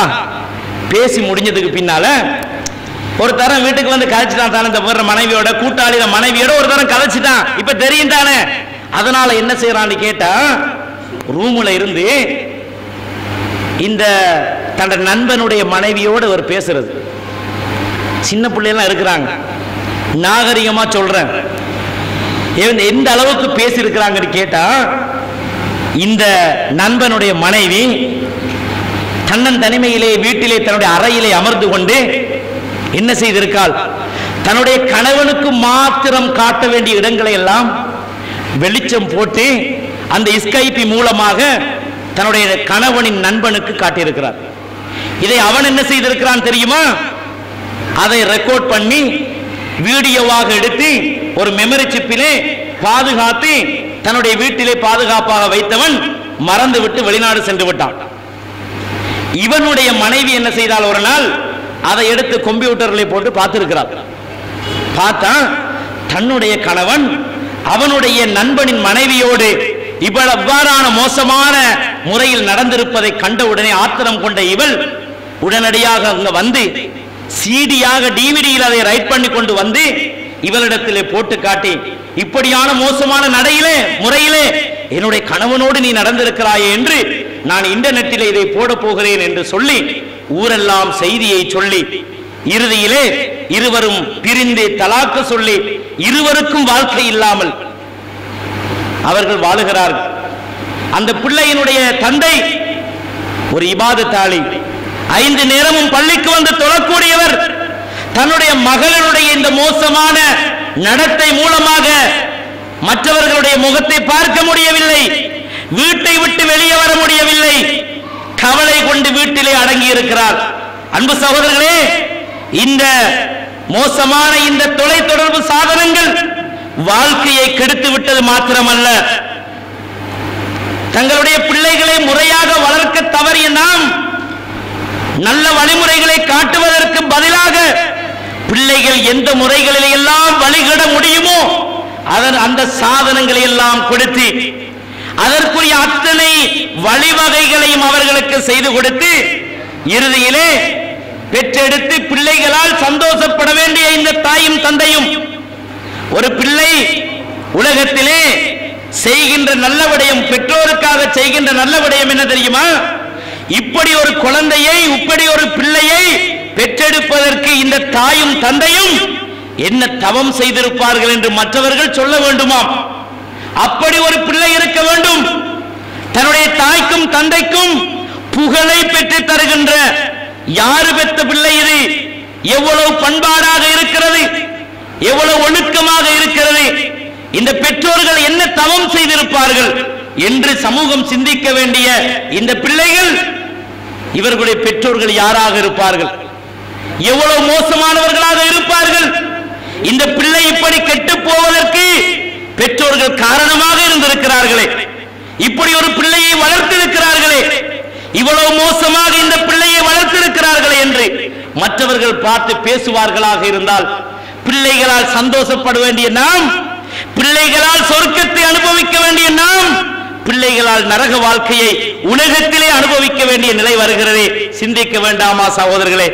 இப்படியான சீரழிவுகள், சீர்கெட்ட நடத்தைகள் எல்லாம் இந்த தொலைத்தொடர்பு சாதனங்கள் மூலமாக, இந்த மீடியாக்கள் மூலமாக நம்முடைய சமூகத்தில் அரங்கேறிக் கொண்டிருப்பதை நாங்கள் பார்க்கிறோம். எனவே அன்பு சகோதரர்களே, இந்த தொலைக்காட்சிகள் மூலம், இந்த கையடக்க தொலைபேசிகள் மூலம், இந்த ஸ்கைப் என்ற அந்த மென்பொருட்கள் மூலமாக நாங்கள் எவ்வளவோ நலவுகளை, சமூகத்துக்கு தேவையான எவ்வளவோ பிரயோஜனமான எவ்வளவோ செய்திகளை அதன் மூலம் சொல்ல முடியும். அவைகளெல்லாம் அல்லாஹ் தந்த ஒரு நியமத்தாக நாங்கள் பாவிக்க வேண்டுமா இல்லையா? உள்ளத்திலே எழும்புகின்ற என்ன கருக்களை, நல்ல கருத்துக்களை சமூகத்துக்கு சொல்ல வேண்டிய நாம் அதன் மூலமாக சீரழிந்து பெற்றோர்களுடைய ஆசைகளை எல்லாம் மண்ணாக்குகின்ற பிள்ளைகளை நாங்கள் வளர்க்கிறோம் என்றால் மறுமையிலே அல்லாஹ்விடம் பதில் சொல்ல வேண்டுமே என்று நாங்கள் சிந்திக்க வேண்டும். அன்பான சகோதரர்களே, இப்படியான இந்த தொலைத்தொடர்பு சாதனங்கள், இந்த மோசமான காட்சிகள், இவைகளை பார்ப்பதற்கு பதிலாக அந்த சாதனங்கள் மூலமாக நீங்கள், அந்த மீடியாக்கள் மூலமாக நீங்கள் உங்களுடைய வீடுகளை இஸ்லாமியமயப்படுத்தலாம். உங்கள் வீடுகளை இஸ்லாமிய இல்லமாக நீங்கள் மாற்றலாம். நல்ல பயான்களை போடுங்கள். குர்ஆனுடைய அந்த திலாவத் ஓதல்களை நீங்கள் போடுங்கள். அதன் மூலம் உங்களுடைய குழந்தைகளை வளர்க்கலாமா இல்லையா?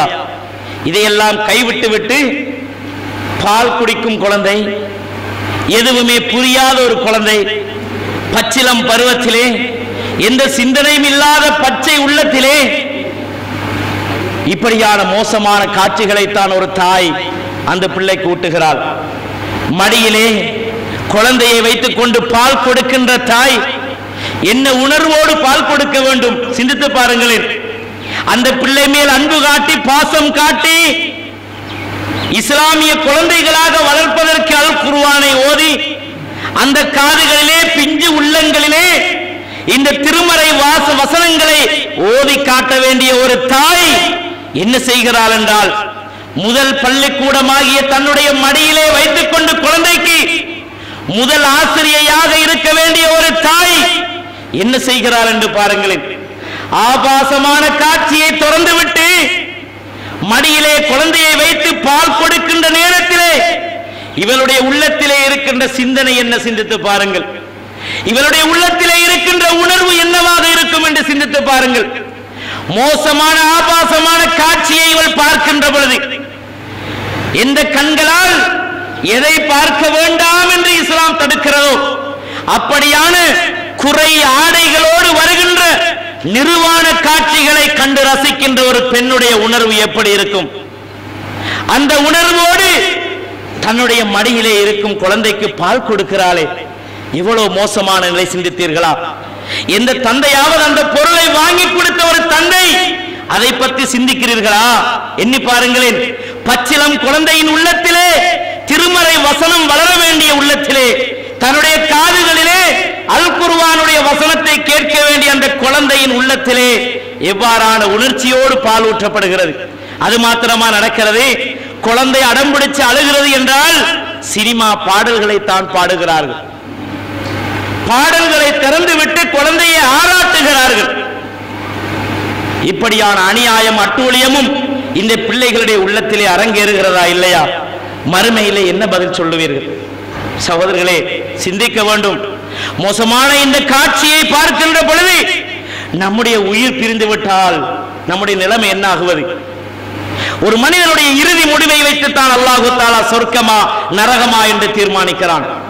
நபிகளார் ஸல்லல்லாஹு அலைஹி வஸல்லம் சொல்லுகிறார்கள், இன்ன அஹதக்கும், உங்களில் ஒவ்வொருவரும் லயஅமலு அமல அஹ்லில் ஜன்னதி, உங்களில் ஒவ்வொருவரும் உலகத்திலே சொர்க்கத்துக்குரிய அமல்களை செய்து கொண்டிருப்பீர்கள். எது வரைக்கும் என்றால், உங்களுக்கும் சொர்க்கத்துக்கும் இடையிலே ஒரு சாண் அளவுதான் இருக்கிறது என்றால், அல்லது இன்னொரு அறிவிப்பிலே பார்க்கின்ற மனிதர்கள் இவன் ஒரு சொர்க்கவாசி தான் என்று எண்ணுவார்களாம். அந்த அளவுக்கு நல்லறங்களை இவன் நன்மைகளை செய்து கொண்டிருப்பான். ஆனால் இறுதியிலே ஃபயஸ்பிகு அலைஹில் கிதாப் ஃபயஅமலு பிஅமலி அஹ்லின் நாரி ஃபயதுகுலுஹா. ஸல்லல்லாஹு அலைஹி வஸல்லம் சொன்னார்கள், இறுதியிலே நரகத்தினுடைய அமல்களை செய்து அவன் மரணித்து விடுவான் என்று. நரகத்தினுடைய அமலை செய்வான், அதே நிலையிலே மரணித்து விடுவான் என்று ஸல்லல்லாஹு அலைஹி வஸல்லம் சொன்னார்கள்.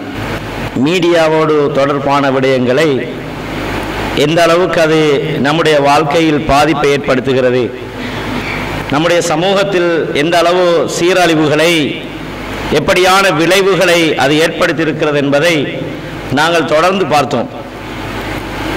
இந்த பாதிப்புகளை, இதனால் ஏற்படுகின்ற தீமைகளையும், வாழ்க்கையில் ஏற்பட்ட பிரிவுகளையும், உயிரிழப்புகளையும் நாங்கள் இந்த மீடியாக்களால் சமூகத்தில் மலிந்து உள்ள பாவங்களை நாங்கள் பார்த்தோம்.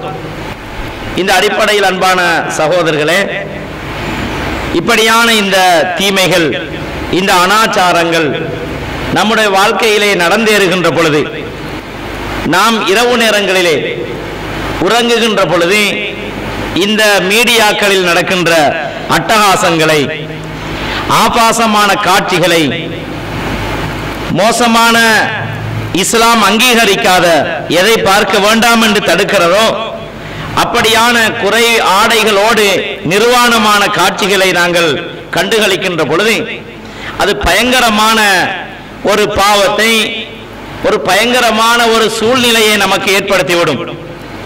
ஒரு சகோதரன் அல்லது ஒரு சகோதரி இப்படியான ஒரு திரைப்பட காட்சியை, தன்னுடைய கண்களால் பார்க்க கூடாத ஒரு ஆபாசமான காட்சியை கண்டு ரசித்துக் கொண்டிருக்கின்ற நிலையிலே அவருடைய மரணம் அவருக்கு சம்பவிக்குமாக இருந்தால், அவருடைய இறுதி வேலையாக அது இருக்குமாக இருந்தால், மறுமையிலே அல்லாஹுவை சந்திக்கின்ற பொழுது தன்னுடைய நிலைப்பாடு எவ்வாறு இருக்கும் என்று சிந்தித்து பாருங்கள். நபிகளார் ஸல்லல்லாஹு அலைஹி வஸல்லம் அவருடைய காலத்திலே நடந்த ஒரு செய்தி சஹீஹ் புகாரியிலே பதிவாகி இருப்பதை நாங்கள் பார்க்கலாம். ஒரு யுத்தத்திலே ஒரு மனிதர் என்ன செய்கிறார் என்றால் கடுமையாக அந்த யுத்த முனையிலே முன்னணியிலே இருந்து போராடுகிறார். நமக்கெல்லாம் தெரியும், யுத்தத்திலே ஈடுபட்ட ஒரு மனிதன் கொல்லப்பட்டு இஸ்லாத்திற்காக உயிர் துறந்து விட்டாராக இருந்தால் அவருக்கு எவ்வளவு பெரிய அந்தஸ்தை இஸ்லாம் கொடுக்கிறது என்பதை நாங்கள் அறிந்து வைத்திருக்கிறோம். அவரை ஷஹீத் என்று சொல்லுகிறோம், இஸ்லாத்திற்காக உயிர் துறந்தவர் என்று சொல்லுகிறோம்.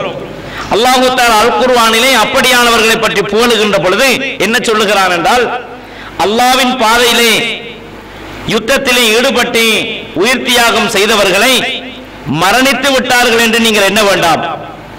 அவர்கள் அல்லாஹ்விடத்திலே உயிரோடு இருக்கிறார்கள், உணவு வழங்கப்படுகிறார்கள் என்று யுர்ஸகுன இன்த ரப்பிஹிம், தங்களுடைய ரப்பிடத்திலே அவர்கள் உணவு வழங்கப்படுகிறார்கள் என்று அல்லாஹ் தஆலா அல் குர்ஆனிலே அந்த ஷஹீதுகளை பற்றி, யுத்த களத்திலே மரணித்தவர்களை பற்றி அல்லாஹ் தஆலா புகழ்ந்து கூறுகிறார். இப்படியான ஒரு யுத்தத்திலே ஒரு மனிதர் கலந்து கொண்டு அந்த யுத்தத்திலே மும்முரமாக நின்று இஸ்லாத்திற்காக போராடுகிறார். அந்த போராட்டத்திலே கடுமையாக காயப்பட்டு அம்புகள் தன்னுடைய மேனியிலே குத்தப்பட்டு இரத்த காயங்களோடு அந்த மனிதர் திரும்புகிறார். அவரை பார்த்த ஒரு நபித்தோழர் ஸல்லல்லாஹு அலைஹி வஸல்லம் அவர்களிடத்திலே சொல்லுகிறார், அல்லாஹ்வின் தூதரே, இன்றைய நாள் இந்த யுத்தத்திலே இந்த மனிதர் மிக கடுமையாக முன்னிலையிலே இருந்து இஸ்லாத்திற்காக போராடி இருக்கிறார், எங்கள் எல்லோரையும் விட முன்னணியிலே இருந்திருக்கிறார், அல்லாஹ்விடத்திலே உயர்ந்த அந்தஸ்தை பெற்றிருப்பார் என்று சொன்ன பொழுது நபிகளார் ஸல்லல்லாஹு அலைஹி வஸல்லம் அவர்கள் என்ன சொன்னார்கள் தெரியுமா? இந்த யுத்தத்திலே கடுமையாக ஈடுபடுகின்ற இந்த மனிதன் ஒரு நரகவாசி என்று ஸல்லல்லாஹு அலைஹி சொன்னார்கள். அதை கேட்ட பொழுது சஹாபாக்களுக்கு ஆச்சரியமாக இருந்தது. யுத்த களத்திலே மார்க்கத்தை காப்பாற்றுவதற்காக தன்னுடைய உயிரை விட இஸ்லாத்தை மதித்து போராடக்கூடிய ஒரு மனிதரை பார்த்த அல்லாஹ்வின் தூதர் அவர் ஒரு நரகவாசி என்று சொல்லுகிறார்களே என்று ஆச்சரியப்பட்ட இந்த நபித்தோழர் என்ன செய்கிறார் என்றால், அவருடைய வாழ்க்கையை கடைசி வரைக்கும் பார்க்க வேண்டும், என்ன நடக்கிறது என்று உற்று நோக்க வேண்டும் என்று அவரை கவனிக்க தொடங்குகிறார். இந்த யுத்தத்திலே காயப்பட்ட அந்த மனிதர் உயிருக்காக போராடி கொண்டிருக்கும் நிலையிலே அந்த மனிதர் என்ன செய்கிறார் தெரியுமா? தன்னுடைய மேனியிலே ஏற்பட்ட அந்த அம்புகளால் குத்தப்பட்ட காயங்களை தாங்க முடியாமல் தன்னுடைய கையிலே இருந்த வாளை எடுத்து நிலத்திலே வைத்து வாள் முனையிலே தன்னுடைய கழுத்தை குத்தி தற்கொலை செய்து கொள்கிறார். அப்பொழுது இதை கவனித்துக் கொண்டிருந்த அந்த நபித்தோழர் ஸல்லல்லாஹு அலைஹி வஸல்லம் அவர்களிடத்திலே வந்து சொல்லுகிறார், அல்லாஹ்வின் தூதரே, எந்த மனிதரை பார்த்து நீங்கள் ஒரு நரகவாசி என்று சொன்னீர்களோ அந்த மனிதர் தன்னுடைய வாள் முனையினால் தன்னுடைய கழுத்திலே குத்தி உயிரை நீக்கி கொண்டார் யா ரசூலல்லாஹ் என்று சொன்ன பொழுது அல்லாஹ்வின் தூதர் ஸல்லல்லாஹு அலைஹி வஸல்லம் அவர்கள் சொன்னார்கள், அல்லாஹ்வின் என்னுடைய உயிர் யார் கை மீது இருக்கிறதோ அந்த இறைவன் மீது சத்தியமாக நிச்சயமாக நான் அல்லாஹ்வுடைய தூதர் என்பதை, அந்த உண்மையை அல்லாஹ் தஆலா இந்த சமூகத்தில் எடுத்து காட்டிவிட்டான் என்று ஸல்லல்லாஹு அலைஹி வஸல்லம் அவர்கள் சொல்லுகிறார். இந்த செய்தி புகாரியிலே பதிவாகி இருக்கிறது. இந்த செய்தியை ஏன் உங்களுக்கு சொல்லுகிறேன் என்றால், யுத்த களத்திலே கடுமையாக போராடி இஸ்லாத்தை காக்க வேண்டும் என்று போராடி அந்த மனிதனுடைய இறுதி முடிவு என்னாகிறது? இறுதியிலே தன்னுடைய வாளினால் தானே தற்கொலை செய்து கொள்ளுகின்ற அளவுக்கு அந்த மனிதனுடைய இறுதி முடிவு அமைந்து விட்டது. அதனால் தன்னை தற்கொலை செய்து கொண்ட காரணத்தினால் அந்த மனிதரை ஒரு நரகவாசி என்று அல்லாஹ்வின் தூதர் ஸல்லல்லாஹு அலைஹி வஸல்லம் சான்று பகர்கிறார்கள். அப்ப யுத்த களத்திலே ஈடுபட்ட மனிதன் சுவனம் செல்லுவதற்கு பதிலாக இறுதியிலே தன்னுடைய உயிரை தற்கொலை செய்து நரகம் செல்லுகிறார். அப்ப உலகத்திலே நாம் வாழுகின்ற பொழுது நல்ல செய்திகளை கேட்கிறோம். இந்த நல்ல விடயங்களை கேட்டறிய வேண்டும் என்று இந்த இடத்திலே தொழுதுவிட்டு அமர்ந்திருந்து இந்த நல்ல செய்திகளை கேட்கிறோம். திருமறை வாக்கியங்களை காதுகளால் கேட்கிறோம். இவைகள் எல்லாம் நாம் கேட்டுவிட்டு நம்முடைய வாழ்க்கையிலே இவைகளை கடைபிடிக்காமல் எப்படி இந்த பயானையும் இந்த குர்ஆனுடைய செய்திகளையும் நபிமொழியையும் கேட்பதற்கு முன்னர் நம்முடைய வாழ்க்கை எவ்வாறு சீர்கேடாக இருந்ததோ, இதை கேட்டதற்கு பின்னரும் நம்முடைய வாழ்க்கை அதே நிலையிலே இருக்குமாக இருந்தால் நம்முடைய நிலைப்பாடு ஒரு துர்ப்பாக்கிய நிலையாகவே இருக்கும். அல்லாஹ் தஆலா அல் குர்ஆனிலே சொல்லி காட்டுகிறான். நல்ல உபதேசங்களை யாரு செவிசாய்க்காது, நல்ல உபன்யாசங்களை கேட்காது யாரு தூரமாகுகின்றானோ, வஸயஜன்னபுல் அஸ்கா, கெட்டவன் பாவியானவன் இந்த நல்லறங்களை செவிசாய்த்து அதன்படி நடக்க மாட்டான் என்று அல்லாஹ் சொல்லிவிட்டு சொல்லுகிறான். வயசுலன் நாரல் குபரா, நல்லுபதேசங்களை கேட்டு தன்னுடைய வாழ்க்கையிலே பின்பற்றாமல் இருக்கிறானே அவன் மிக பெரும் நரக நெருப்பை தான் சென்றடைவான். சும்மலா யமூது ஃபீஹா வலா யஹ்யா, பின்னர் அந்த நரகத்திலே அவன் செத்துவிடவும் மாட்டான், நிம்மதியாக வாழ்ந்து கொள்ளவும் மாட்டான் என்று அல்லாஹ் சொல்லுகிறான். நல்ல செய்திகளை நாங்கள் கேட்டால், நல்ல உபதேசங்களை, திருமறை வாக்கியங்களை, நபிமொழிகளை நாங்கள் கேட்டுவிட்டால், பயங்கரமான இந்த எச்சரிக்கைகளை நாங்கள் கேட்டதற்கு பின்னர் நம்முடைய இந்த தொலைத்தொடர்பு சாதனங்கள் மூலமாக நாங்கள் செய்கின்ற அட்டூழியங்களை, அனாச்சாரங்களை நிறுத்தி அவற்றை நல்ல வழியிலே நாங்கள் பயன்படுத்தாமல் கடந்த, அதாவது நம்முடைய முன்னைய நிலையிலே நாங்கள் இருந்து கொண்டிருப்போமாக இருந்தால் அல்லாஹ்வை சந்திப்பது மிக பயங்கரமான நிலையாகத்தான் இருக்கும் என்பதை சிந்திக்க வேண்டும். முன்னர் உங்களுக்கு ஒரு நபிமொழியை நான் சொன்னேன். ஸல்லல்லாஹு அலைஹி வஸல்லம் சொன்னார்கள், உங்களில் ஒரு மனிதன் நல்ல அமலை செய்கிறான், எது வரைக்கும் செய்கிறான் என்றால் அவனை பார்ப்பவர்கள் இவன் ஒரு சொர்க்கவாசி என்று சொல்லுகின்ற அளவுக்கு செய்கிறான். மற்றும் ஒரு அறிவிப்பிலே எப்படி வருகிறது என்றால், அவனுக்கும் சுவனத்துக்கும் இடையிலே ஒரு சான் அளவுதான் இருக்கிறது, அந்த அளவுக்கு இவன் நல்லறங்களை செய்து விட்டான். ஆனால் இறுதியிலே அவனுக்கு எழுதப்பட்ட கதிரு, அவனுக்கு அல்லாஹ் விதித்த அந்த விதி முந்திவிடுகிறது. இறுதியாக நரகத்துக்குரிய ஒரு வேலையை செய்வான், அந்த நிலையிலே அவன் மரணிப்பான், அவன் நரகத்தையே சென்றடைவான் என்று ஸல்லல்லாஹு அலைஹி சொல்லுகிறார். அதே போன்று இன்னொரு மனிதரை சொல்லுகிறார்கள், இன்னும் ஒருவன் என்ன செய்வான் என்றால் நரகத்துக்குரிய காரியங்களையே உலகத்தில் செய்து கொண்டிருப்பான், அவனுக்கும் நரகத்துக்கும் இடையிலே ஒரு சான் அளவுதான் இருக்கிறது என்று சொல்லுகின்ற அளவுக்கு அவன் தீமைகளை இந்த உலகத்திலே செய்வான்.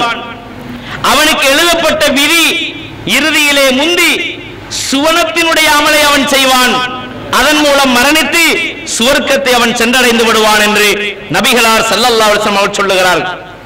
என் அன்பு தோழர்களே, அருமை சகோதரர்களே, சகோதரிகளே, நல்ல முறையில் சிந்திக்க வேண்டும். இந்த நபிமொழி நமக்கு எதை உணர்த்துகிறது என்றால், நம்முடைய இறுதி முடிவுகள் நல்லதாக அமைய வேண்டும். நாம் மரணிக்கின்ற பொழுது ஒரு நல்ல செயலோடு நாங்கள் மரணிக்க வேண்டும்.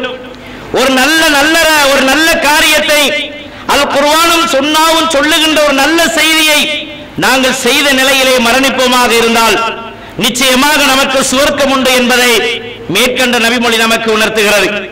தீமைகளை செய்து ஆபாசங்களை பார்த்து தன்னுடைய கண்களால் எதை பார்ப்பதை இஸ்லாம் ஹராம் என்று சொல்லுகிறதோ அப்படியான கெட்ட காட்சிகளை பார்த்த நிலையிலே நாங்கள் மரணித்தால், இசையுடன் கூடிய பாடல்களை கேட்ட நிலையிலே நாம் மரணிப்போமாக இருந்தால், புகாரியிலே நபிகளார் ஸல்லல்லாஹு அலைஹி வஸல்லம் சொன்ன செய்தி பதிவாக இருக்கிறது.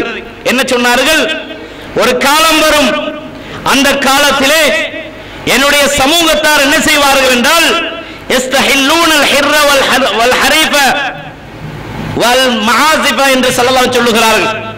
அதாவது ஒரு காலம் வரும், அந்த காலத்திலே இசை கேட்பதையும் பட்டாடை அணிவதையும் கற்பழிப்பதையும் ஜினா செய்வதையும் என்னுடைய சமூகத்தார் ஹலால் ஆக்கிக் கொள்ளுவார்கள் என்று நபிகளார் ஸல்லல்லாஹு அலைஹி வஸல்லம் சொல்லுகிறார்கள். அப்படி என்றால் அர்த்தம் என்ன?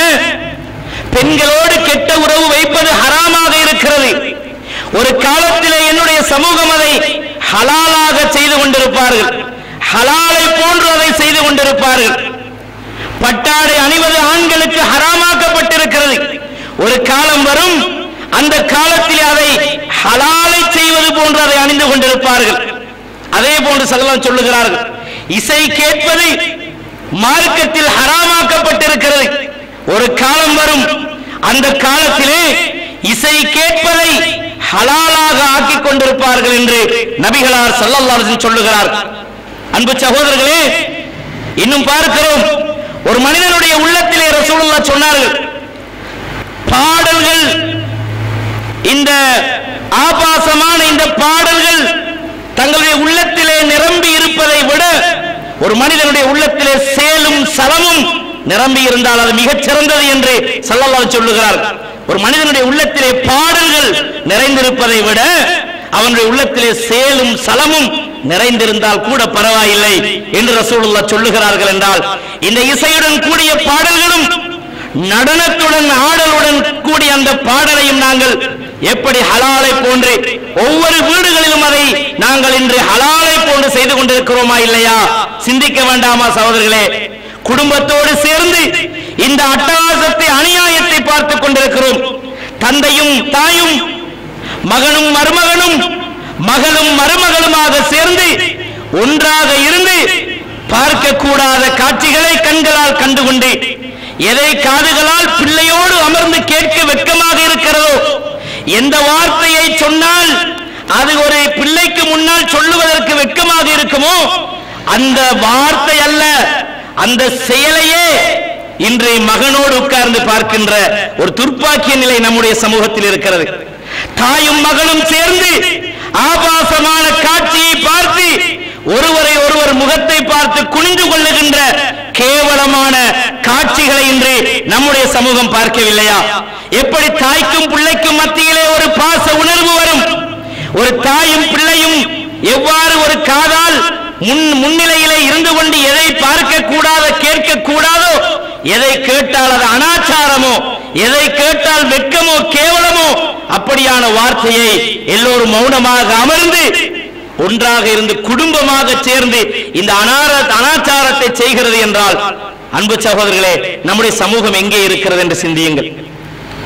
அதே நேரத்திலே இந்த மீடியாக்கள் மூலமாக இப்படியான அனாச்சாரங்களும் நரகத்தின் பால் நம்மை விட்டு செல்லக்கூடிய மோசமான இந்த நிலைகள் இருப்பதை போன்று இதை விட நல்ல காரியங்கள் சுவனத்தின் பால் நம்மை கொண்டு சேர்ப்பதற்கான வழிகளும் அதில் இருக்கிறது. நம்முடைய நாவு இருக்கிறது. இந்த நாவினால் நாம் நரகத்தில் முகங்குப்பர தள்ளப்படவும் கூடும், அல்லது இந்த நாவின் மூலம் நாம் சொர்க்கமும் நுழையலாம். ஸல்லல்லாஹு அலைஹி வஸல்லம் சொன்னார்கள், முஆத் ரலியல்லாஹு அன்ஹு அவர்களிடத்திலே சொன்னார்கள், என்ன சொன்னார்கள்? முஆதே குஃப் அலைக ஹாதா, நாக்கை பிடித்து ரசூலுல்லாஹ் சொன்னார்கள், முஆதே இதை நீ பாதுகாத்துக்கொள், உன்னுடைய நாவை நீ தடுத்துக்கொள் என்றார்கள். வீணான பேச்சுகள் பேசுவது, வீண் தர்க்கங்கள் செய்வது, தூசண வார்த்தைகள் பேசுவது, மற்றவனை திட்டுவது போன்ற மோசமான செயல்களிலே இருந்து உன்னுடைய நாவை தடுத்துக்கொள் என்று நபிகளார் ஸல்லல்லாஹு அலைஹி வஸல்லம் அவர்கள் முஆத் ரலியல்லாஹு அன்ஹு அவர்களை பார்த்து சொன்ன பொழுது முஆத் ரலியல்லாஹு அன்ஹு அவர்கள் கேட்டார்கள், அல்லாஹ்வின் தூதரே, இந்த நாக்கின் மூலமாக இந்த நாவின் மூலமாக நாம் குற்றம் பிடிக்கப்படுவோமா என்று கேட்டார்கள். ஸல்லல்லாஹு அலைஹி சொன்னார்கள், முஆதே உன்னுடைய தாய் அர்ப்பணமாகட்டும்.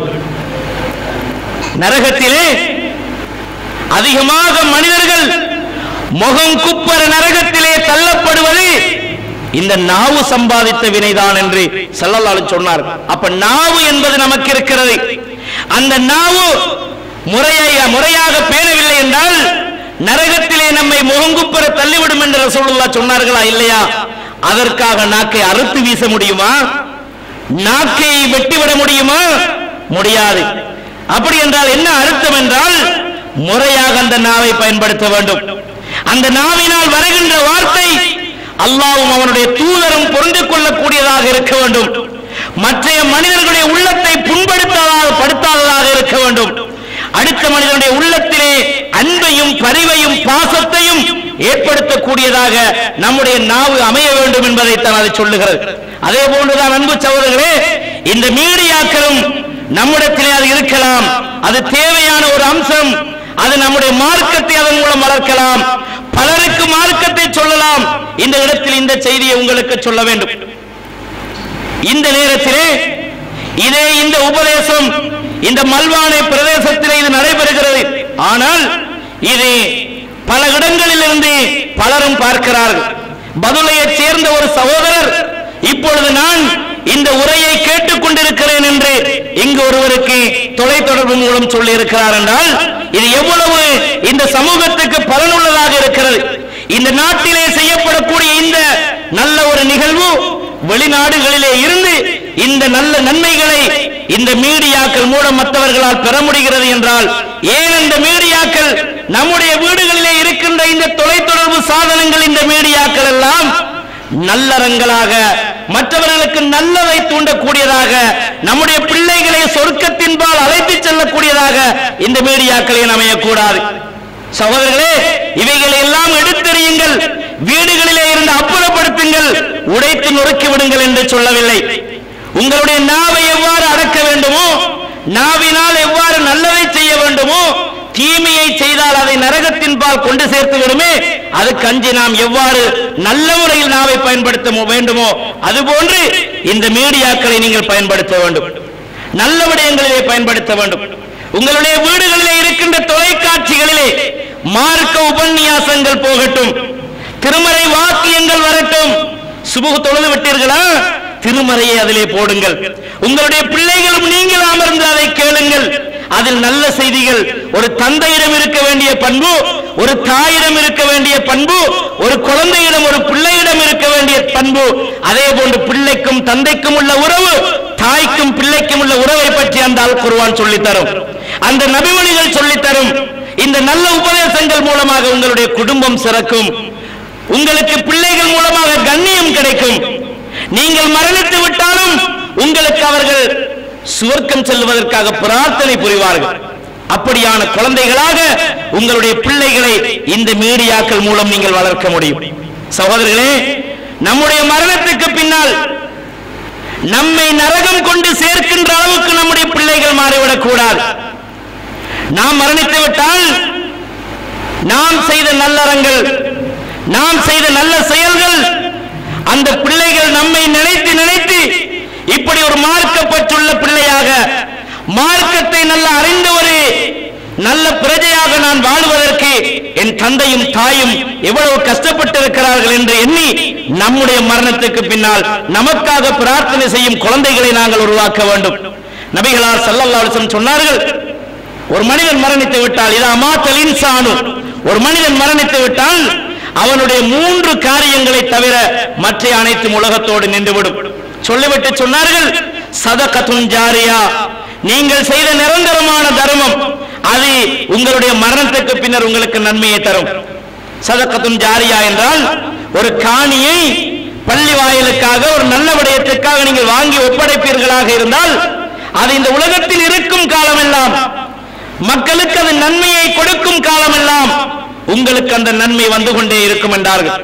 அதே போன்று சொன்னார்கள், பயனுள்ள அறிவு, கல்வியை கற்று அந்த அறிவை, பயனுள்ள அறிவை உங்களுடைய பிள்ளைகளுக்கும் நீங்கள் ஊட்டுவீர்களாக இருந்தால், அந்த அறிவின் மூலமாக அந்த பிள்ளைகள் எவ்வளவு நல்லறங்கள் செய்வார்களோ அந்த நல்லறங்களிலே உள்ள நன்மைகள் எல்லாம் உங்களுக்கு வந்து சேரும் என்று ஸல்லல்லாஹு சொன்னார். அறிவை ஊட்டுவது, அறிவை கொடுப்பது, பயனுள்ள அறிவு, அது உங்களுக்கு மரணித்ததற்கு பின்னர் உங்களுக்கு அது வந்து சேரும் என்றார்கள். அவ்வளதின் சாலிஹின் யதுலவு, ஒரு சாலிகான குழந்தை உங்களுக்காக செய்யும் பிரார்த்தனை உங்களுடைய மௌத்துக்கு பின்னால் உங்களுக்கு வரும் என்று ஸல்லல்லாஹு சொன்னார். சகோதரர்களே, நாம் மரணித்து விட்டால் நம்முடைய பிள்ளைகள் நமக்கு பிரார்த்தனை செய்யக்கூடிய குழந்தைகளாக, நம்முடைய சுவன வாழ்க்கைக்காக, நரகத்தில் நமக்கு விடுதலை கிடைப்பதற்காக, நரகத்தில் இருந்து நம்முடைய தண்டனைகள் குறைக்கப்படுவதற்காக நமக்காக பிரார்த்திக்கும் குழந்தையை இந்த மண்ணிலே நாம் வளர்த்து வைத்திருக்கிறோமா? சிந்தித்து பாருங்கள். நாம் மரணித்ததற்கு பின்னரும் நாம் செய்த அநியாயங்களும் இந்த பாவத்துக்கு நாம் துணை போயிருந்தால் அந்த பாவங்களே நமக்கு வந்து சேர்ந்து கொண்டிருக்குமா இல்லையா? எனவே அன்பு சகோதரர்களே, சுருக்கமாக சொல்லுவதென்றால், இந்த மீடியாக்கள் மனித குலத்திலே பல பாதிப்புகளை ஏற்படுத்துகிறது, தீமைகளை ஏற்படுத்துகிறது. இதை தீமையாகவும் பயன்படுத்தலாம், நன்மையாகவும் பயன்படுத்தலாம். உதாரணமாக நாவை உங்களுக்கு கூறினேன். அந்த நாக்கை போன்று நீங்கள் நினைத்து இதனால் ஏற்படுகின்ற தீமைகளை அகற்றி நல்ல விடயங்களில் நீங்கள் அதை பயன்படுத்துவீர்களாக இருந்தால் நிச்சயமாக மறுமையில் உங்களுக்கு அது வெற்றியை ஈட்டித் தரக்கூடியதாக, உங்களினால் அப்படியான நல்லறங்களை இந்த உலகத்தில் நீங்கள் காட்டிக் கொடுத்து விட்டு செல்லுவீர்களாக இருந்தால் உங்களுடைய மரணத்துக்கு பின்னரும் அவைகள் உங்களுக்கு நன்மையாக வந்து கொண்டிருக்கும். ஆனால் இவைகளை பாவமான காரியங்களில் அவர்களை பழக்கிவிட்டு செல்வீர்களாக இருந்தால் அவர்கள் செய்கின்ற பாவத்தில் பாதி உங்களுக்கும் வந்து சேர்ந்து கொண்டிருக்கும். எனவே அல்லாஹ் தஆலா அல் குர்ஆனிலே சொல்லுகிறான், வமை யாமல் மிஸ்கால தர்ரத்தின் கைரன் யரா வமை யாமல் மிஸ்கால தர்ரத்தின் ஷர்ரன் யரா. எவன் ஒருவன் உலகத்திலே அணு அளவு நன்மையை செய்கிறானோ அதற்குரிய பிரதிபலனை மறுமையில் கண்டுகொள்வான். இந்த மனிதன் உலகத்திலே அணு அளவு தீமை செய்கிறானோ அதற்குரிய பிரதிபலனையும் அவன் மறுமையிலே அனுபவிப்பான் என்று நபிகளார் ஸல்லல்லாஹு அலைஹி வஸல்லம் சொன்னார்கள். எனவே அன்பு சகோதரர்களே, இந்த மீடியாக்களை நாங்கள் நன்மையாக பயன்படுத்துவோம். நம்முடைய வாழ்க்கையில் அவைகள் நல்லறங்களை தேடித்தரக்கூடியதாக, நல்ல அரிய பல பயனுள்ள விடயங்களை அதன் மூலமாக நாங்கள் பயன்படுத்தக்கூடியவர்களாக நாம் மாறுவதற்கு எனக்கும் உங்களுக்கும் எல்லாம் வல்ல அல்லாஹ் அருள் புரிவானாக. கேள்வி கேட்கிறாங்கன்னு கேட்டா, இஸ்லாமிய அடிப்படையிலான நிலப்படங்கள் இருந்தால் அதுதான் நான் கேள்வி என்னங்க திரைப்படங்கள் நிலப்படங்கள் திரைப்படங்கள் இஸ்லாமிய அடிப்படையிலான திரைப்படங்கள் இருந்தால் அது ஹராமான்னு கேட்கிறாங்க. என்ன கேட்கிறாங்கன்னு கேட்டா, இஸ்லாம் அங்கீகரிச்ச முறையில் ஒரு படம் ஒன்று நடிச்சிருக்கிறாங்க. அப்படி ஒரு படம் இருக்குமாக இருந்தால் அந்த படத்தை பார்க்கலாமா? அப்ப இஸ்லாம் அங்கீகரிக்கிற படங்கள் எப்படி இருக்கணும்? ஒரு இஸ்லாத்தை தூண்டக்கூடிய மாதிரி, ரசூலுல்லாஹ் காலத்தில் நடந்த யுத்தத்தை எடுத்து அந்த யுத்தத்தில் நமக்கு கிடைக்க வேண்டிய படிப்பினையை அப்படி சொல்ற மாதிரி, இப்ப இன்னைக்கு கார்ட்டூன் சொல்றாங்களே, இத மாதிரியான ஒரு அமைப்பில் ஒரு படம் ஒன்று உருவாக்கப்பட்டிருந்தால் அதை பார்க்கலாமா அப்படி கேட்கிறாங்க. இதுல ஒரு செய்தியை நாங்க விளங்கிக்கணும். என்னன்னு கேட்டா, எதை நம்ம கண்களால நேரடியா பார்ப்பதை இஸ்லாம் தடுக்குதோ, எப்படியான காட்சிகளை பார்ப்பதற்கு இஸ்லாம் தடை விதிக்குதோ, அதை நேரடியாக பார்த்தாலும் திரைப்படங்கள் மூலமாக பார்த்தாலும் எந்த வழியில நீங்க அதை பார்த்தாலும் ஹராமாகும். அப்படி இல்லாத முறையில் இஸ்லாமிய முறையில் ஆண் பெண் கலப்பில்லாம ஒரு பெண்ணை நல்லா சோடிச்சு போதட்டுக்கெல்லாம் சாயம் பூசி இப்படியான ஒரு அமைப்புல கொண்டு ஒரு படத்தை நடிக்கிறீங்க.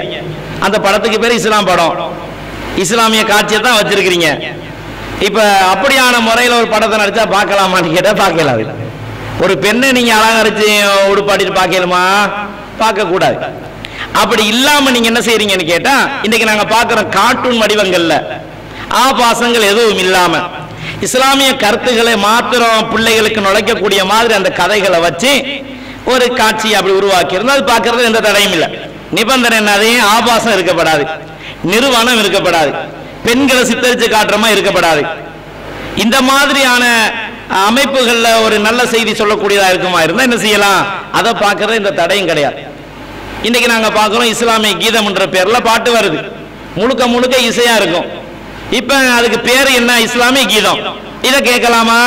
சில வீடுகள் என்ன செய்வாங்க கேட்டா, சுபோதொழுத்து அதை போடுவாங்க, நாகூர் வழிபாட அந்த பாடல்களை போடுவாங்க. ரொம்ப பகுதியிலே எங்கடூர் பகுதியெல்லாம் போடுவாங்க. சுபோதொழுத்து நாகூர் வழிபாட பாட்டு இப்ப கேட்கறது இசையோட தான் படிப்பாரு. அப்ப இந்த பாடல்களை கேட்கலாமான்னு கேட்டா கூடாது.